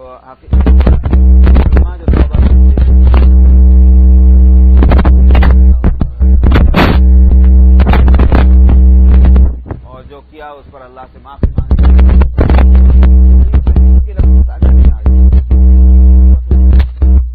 بس اب الندامہ جو ہے اس کے اندر یہ سب چیزیں جب شرمندہ ہے تو پھر آئندہ راقن فضربوہ ضربۃ. سعید ابن سعد ابن عبادہ سے روایت ہے کہ سعد ابن عبادہ نبی کریم صلی اللہ علیہ وسلم کے پاس ایک شخص کو لے کر آئے جو قبیلے میں تھا اور وہ مخدج تھا اور سقیم. مخدج کا مطلب ہے یعنی جس کو یوں کہیے کہ ہینڈی کیپ یہ ہے مخدج. تو ہینڈی کیپ تھا اور اوپر سے بیمار تھا سقیم. تو اس کو پایا گیا اس قبیلے کی باندیوں میں سے کسی باندی کے اوپر. یہ مطلب یہ ہے کہ اس نے کسی باندی کے ساتھ زنا کیا. تو نبی کریم اب اس کو اگر وہ سزا دی جائے کوڑے تو ایک ہی کوڑے کا ہے اس کی تو جان ہی نکل جائے گی. اور کوڑوں کی سزا کا مطلب کسی کی جان لینا نہیں ہوتا. سمجھ میں آئی نہیں بات. یہ بات اسی بات سے آپ نے دیکھا کہ جو وہ عورت تھی کہ جس کو سزا دینا تھا نہیں اس میں یہ تھا کہ جب وہ بچہ ہو جائے تاکہ کیونکہ پھر بچہ نہ مر جائے اسی طرح کی چیزیں. تو حاصل یہ ہے کہ کوڑے مارنے کا مطلب اس کو جان لینا نہیں ہے. تو اب یہاں صورت یہ ہے کہ وہ اس کی حالت یہ ہے کہ اگر ایک بھی کوڑا لگے تو مر جائے. تو آپ نے اس کا حل نکالا اور نبی کریم صلی اللہ علیہ وسلم نے فرمایا کھجور کے ایک ایسا ٹہنا لے لو کہ جس میں 100 وہ ہوں کیا بولتے ہیں چھوٹی چھوٹی اس کی وہ ٹہنیاں ہوتی ہیں ہاں وہ جس میں پتیاں لگی ہوتی ہیں. تو ایک بڑا ٹہنا لے لو جس میں 100 وہ ہونی چاہیے سینکیں کہہ لیجیے وہ بھی کہیے اور اس سے اس کو ایک مار دو. مطلب کہ وہ 100 کا وہ بھی ہو جائے ایک طرح کا پورا اور ایک وقت میں اس طرح اس کو چوٹ لگ جائے تو وہ چوٹ اس کے لیے ایسی ہوگی کہ اس کی جان نہیں لگی مگر تکلیف تو ہوگی. ایک اتنی بڑا وہ اس کو اٹھا کے اس پہ ٹہنا مار دیجئے. تو یہ آپ نے اس کے لیے راستہ نکال کے دیا. وعن اکرمہ عن ابن عباس. لیکن اگر یہ تو اس صورت میں کہ وہ ہینڈی کیپ بھی ہے اور ایسا بیمار ہے کہ جو تندرست نہیں ہونے والا. لیکن اگر کوئی ایسا بیمار ہو کہ جس کے بارے میں یہ خیال ہے کہ وہ تندرست ہو سکتا ہے تو اس کے تندرست ہونے کا انتظار کیا جائے گا اور پھر اس کو واقعی کوڑے مارے جائیں گے.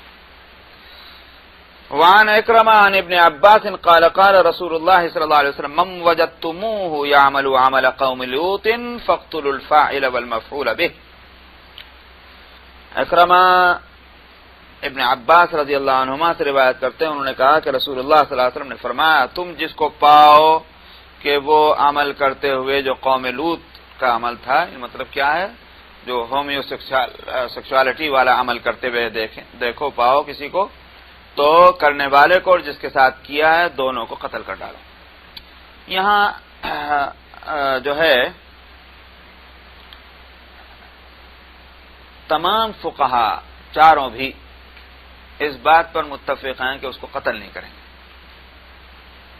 بلکہ اس کو سزا دی جائے گی، لیکن وہ جو 100 کوڑے ہیں اس سے کم سزا ہوگی، جتنے بھی کوڑے مارنے ہوں یا جو بھی اس کے لیے قاضی سزا تجویز کرے، لیکن قتل نہیں کریں گے.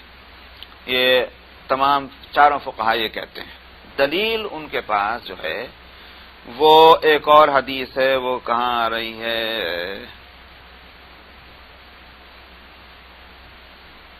یہ وہ پتہ نہیں نمبر کیا ہوگا اس حدیث کا، وہ آگے آ رہی وہ حدیث تیسری فصل کے اندر، اور اس میں کن کی روایت ہے، ابن عباس ہی کی روایت ہے، اور اس میں یہ ہے کہ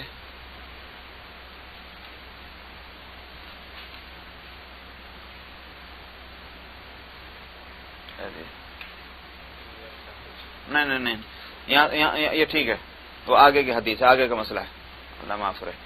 فَاقْتُلُوا الْفَاعِلَ وَالْمَفْعُولَ بِهِ، تو اس کو کرنے والے کو اور جس کے ساتھ کیا ان دونوں کو قتل کیا جائے گا. اور تو میں کہہ رہا تھا کہ اس پر علماء یہ کہتے ہیں کہ یہ قتل نہ کریں بلکہ اس کو سخت سزا دینا چاہیے، سخت سزا دی جائے.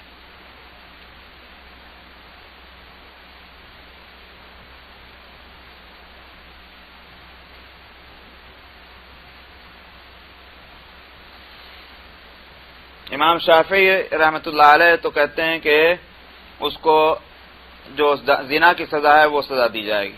اگر کنوارا ہے تو اس کے کوڑے مارے جائیں گے، اور اگر وہ شادی شدہ ہے تو اس کو رجم کیا جائے گا. یہ تو امام شافعی رحمۃ اللہ علیہ کہہ رہے ہیں. اور امام ابو حنیفہ رحمۃ اللہ علیہ بھی قتل کے قائل نہیں ہیں، بلکہ یہ ہے کہ اس پر ایسا کیا جائے گا کہ اس کو ایسی سخت سزا دی جائے جو اس کے لیے ناقابل برداشت ہو، خوب اچھی پٹائی اس کی ہونی چاہیے. یہ ہے حنفیہ کا کہنا. شوافع نے پھر اپنے اصول قول سے رجوع کر کے، اور دوسرا قول جو ان کا آ رہا ہے وہ یہ کہ فاعل اور مفعول بہ دونوں جو ہیں وہ قتل کیے جائیں گے. تو امام شافعی رحمۃ اللہ علیہ سے دو قول ہیں. ایک میں تو یہ ہے کہ اس کو کوڑے مارے جائیں اگر کنوارا ہے، اور کنوارا نہیں شادی شدہ ہے تو اس کو سنسار کیا جائے، اور دوسرا قول یہ ہے کہ اس کو قتل ہی کر دیا جائے. یہ شوافع کا کہنا ہے. رک جائیں، وہ جو کون سے والے پڑھ رہے ہیں، عن اکرمہ اس سے پہلے نہیں ابھی نہیں بتاؤ. اللہ الرحمن الرحیم. وعن اکرمہ عن ابن عباس قال قال رسول اللہ صلی اللہ علیہ وسلم من وجدتموه يعمل عمل قوم لوط فاقتلوا الفاعل والمفعول به. اکرمہ حضرت ابن عباس سے روایت کرتے ہیں، انہوں نے کہا کہ رسول اللہ صلی اللہ علیہ وسلم نے فرمایا جس کو تم پاؤ قوم لوط کا عمل کرتے ہوئے تو کرنے والے اور جس کے ساتھ کیا گیا دونوں کو قتل کر دو. تو اس حدیث میں بتا رہا تھا کہ فقہا کے درمیان اس میں اختلاف ہے. امام شافعی رحمۃ اللہ علیہ کے تو دو قول ہیں. ایک قول یہ ہے کہ جو زنا کرنے والے کی حد ہے وہی حد اس کو بھی آئے گی، یعنی اگر وہ شادی شدہ ہے تو اس کو رجم کیا جائے گا، سنسار کیا جائے گا، اور شادی شدہ نہیں ہے تو اس کو 100 کوڑے مارے جائیں گے. ایک قول تو امام شافعی کا یہ ہے، اور اسی میں انہی کے ساتھ متفق ہیں امام ابو یوسف اور امام محمد حنفیہ میں سے، یعنی صاحبین، ان کی بھی رائے یہی ہے۔ اور جہاں تک جس کے ساتھ کیا گیا ہے اس کے بارے میں شوافع کا کہنا یہ ہے کہ 100 کوڑے اس کو مارے جائیں گے اور 1 سال کے لیے جلا وطن کریں گے، چاہے وہ شادی شدہ ہو یا غیر شادی شدہ ہو۔ یہ امام شافعی کا کہنا ہے۔ بعض لوگوں کا کہنا یہ ہے کہ جو ایسا عمل کرنے والا ہے، چاہے وہ شادی شدہ ہو بغیر شادی شدہ ہو، اس کو سنسار کیا جائے گا، اس لیے کہ زنا سے زیادہ برائی اس کی ہے جو قرآن شریف میں بیان کی گئی ہے قوم لوط کے تعلق سے، تو اس واسطے وہ کہتے ہیں کہ اس کی سزا بھی سخت ہونی چاہیے۔ لیکن امام ابو حنیفہ رحمۃ اللہ علیہ کی رائے ان سب سے مختلف۔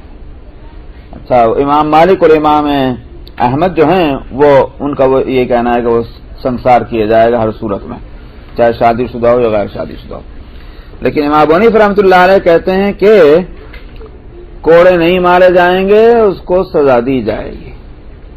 اچھا صاحب، یہ حالانکہ حدیث سامنے موجود ہے، تو اسی واسطے امام شافعی کا دوسرا قول جو ہے وہ امام مالک کے مطابق وہ اسی حدیث کی بنیاد پر ہے، ظاہر حدیث پر، کہ قتل کر دیا جائے اس کو۔ تو امام ابو حنیفہ کیوں ایسا کہتے ہیں، آپ ذرا دوسری حدیث پہلے پڑھ لیں پھر میں بتاؤں گا۔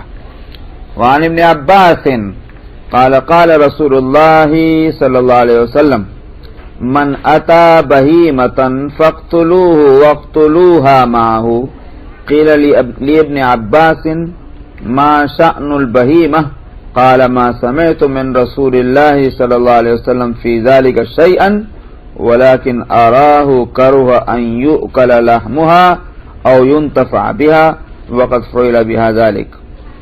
ابن عباس رضی اللہ عنہما سے روایت ہے، انہوں نے کہا کہ رسول اللہ صلی اللہ علیہ وسلم نے فرمایا جس نے ایسا عمل کسی جانور کے ساتھ کیا ہو، چوپائے کے ساتھ، تو اس آدمی کو بھی قتل کر دو اور اس کے ساتھ اس جانور کو بھی قتل کر دو۔ تو ابن عباس رضی اللہ عنہما سے کہا گیا کہ اس جانور کا اس میں جو بات آپ نے کہی ہے تو اس کا کیا قصور ہے؟ تو انہوں نے کہا کہ میں نے رسول اللہ صلی اللہ علیہ وسلم سے اس بارے میں کچھ نہیں سنا، لیکن میرا خیال یہ ہے کہ آپ نے اس بات کو ناپسند کیا تھا کہ پھر اس جانور کا گوشت کھایا جائے یا اس سے کسی طرح کا بھی فائدہ اٹھایا جائے، حالانکہ اس کے ساتھ ایسی حرکت کی گئی ہوگی۔ یعنی مراد یہ ہے کہ وہ جانور جب رہے گا تو لوگ اس کو دیکھ کر اس عمل کو بھی یاد کریں گے، تو اس واسطے اس جانور کو بھی باقی نہ رکھا جائے، اس کو بھی قتل کیا جائے۔ یہ ایک حدیث ہے۔ اچھا صاحب، اس تعلق سے ایک حدیث آگے آ رہی ہے، پتہ نہیں اس میں نمبر کیا ہوگا، اور وہ بھی ابن عباسی کی ہے رضی اللہ عنہ، اور اس میں یہ ہے کہ انہو قال من اتا بہیمۃ فلا حد علیہ، یہ ابن عباس کا قول ہے۔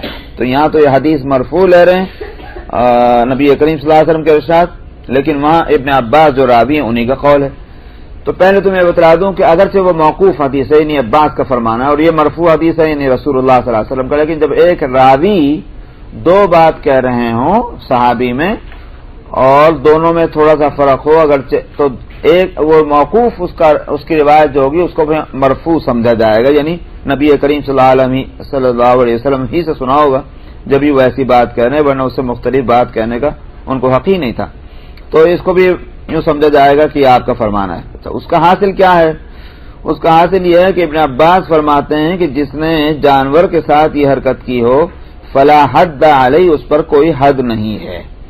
تو یہ امام ترمذی نے اس روایت کو نقل کیا، اور حالانکہ یہ روایت بھی ترمذی کی اور ابو داؤد اور ابن ماجہ کی ہے، لیکن اس کو ترمذی نے لے کر اور پھر یہ کہا ہے کہ سفیان ثوری رحمۃ اللہ علیہ یہ فرماتے تھے کہ یہ اس باب میں سب سے زیادہ صحیح حدیث ہے ابن عباس کی، کیونکہ اس کا معنی یہ ہوگا کہ اس کو حد نہ لگایا جائے، یہ حدیث زیادہ صحیح ہے بنسبت اس کے کہ جو اس میں یہ ہے کہ اس کو قتل کر دو۔ یہ امام سفیان ثوری کا کہنا ہے. جب اور یہ وہ بھی کہتے ہیں، کیا نام ہے، صاحب ترمذی یہ کہہ رہے ہیں، اور اسی پر اہل علم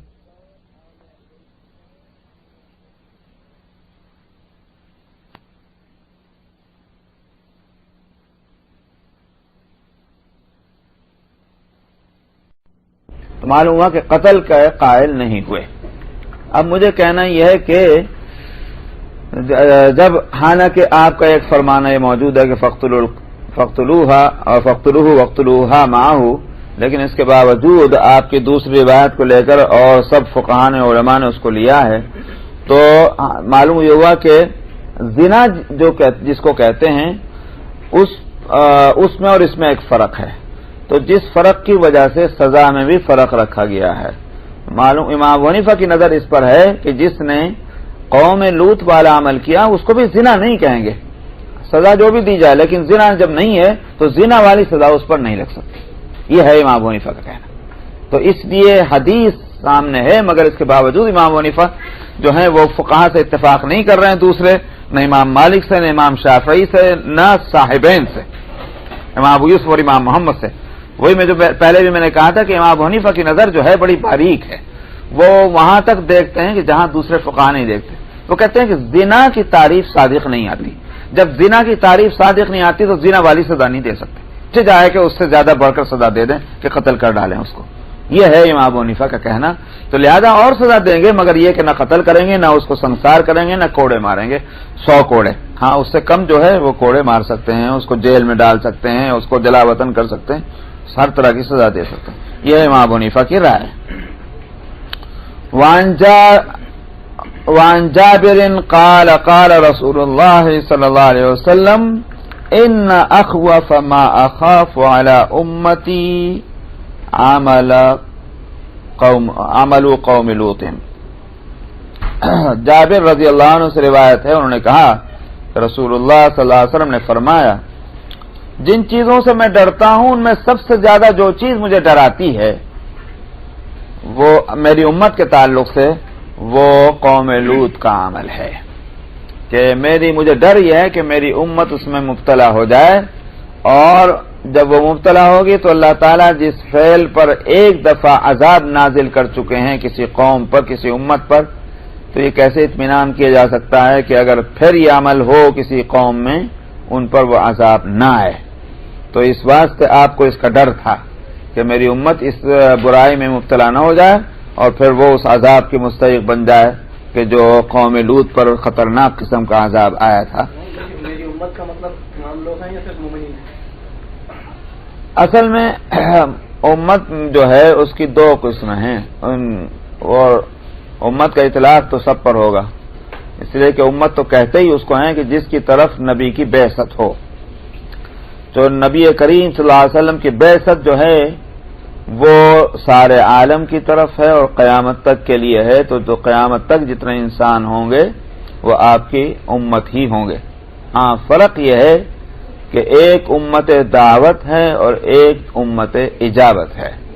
یعنی امت میں سے جن لوگوں نے آپ کی دعوت کو قبول کر لیا وہ امت اجابت بن گئے، جن لوگوں نے قبول نہیں کیا وہ ان کو امت دعوت کہیں گے، یعنی ان کو دعوت دی جاتی رہے گی.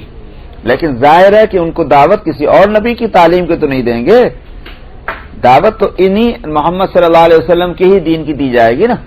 اس واسطے وہ آپ کی امت ہے. اگر آپ کی امت نہ ہوتے تو آپ ان کو آپ کے دین کی دعوت نہ دی جاتی. تو یہ ہیں سب آپ کی امت. لیکن بہرحال جہاں تک آپ کے سوال کے پیچھے جو اس کا یہ منشا ہے کہ بھئی ہو سکتا ہے کہ دوسرے لوگ مبتلا ہوں تو مومنین نہ مبتلا ہوں، ایک تو یہ کہ یہ بات نہیں ہے.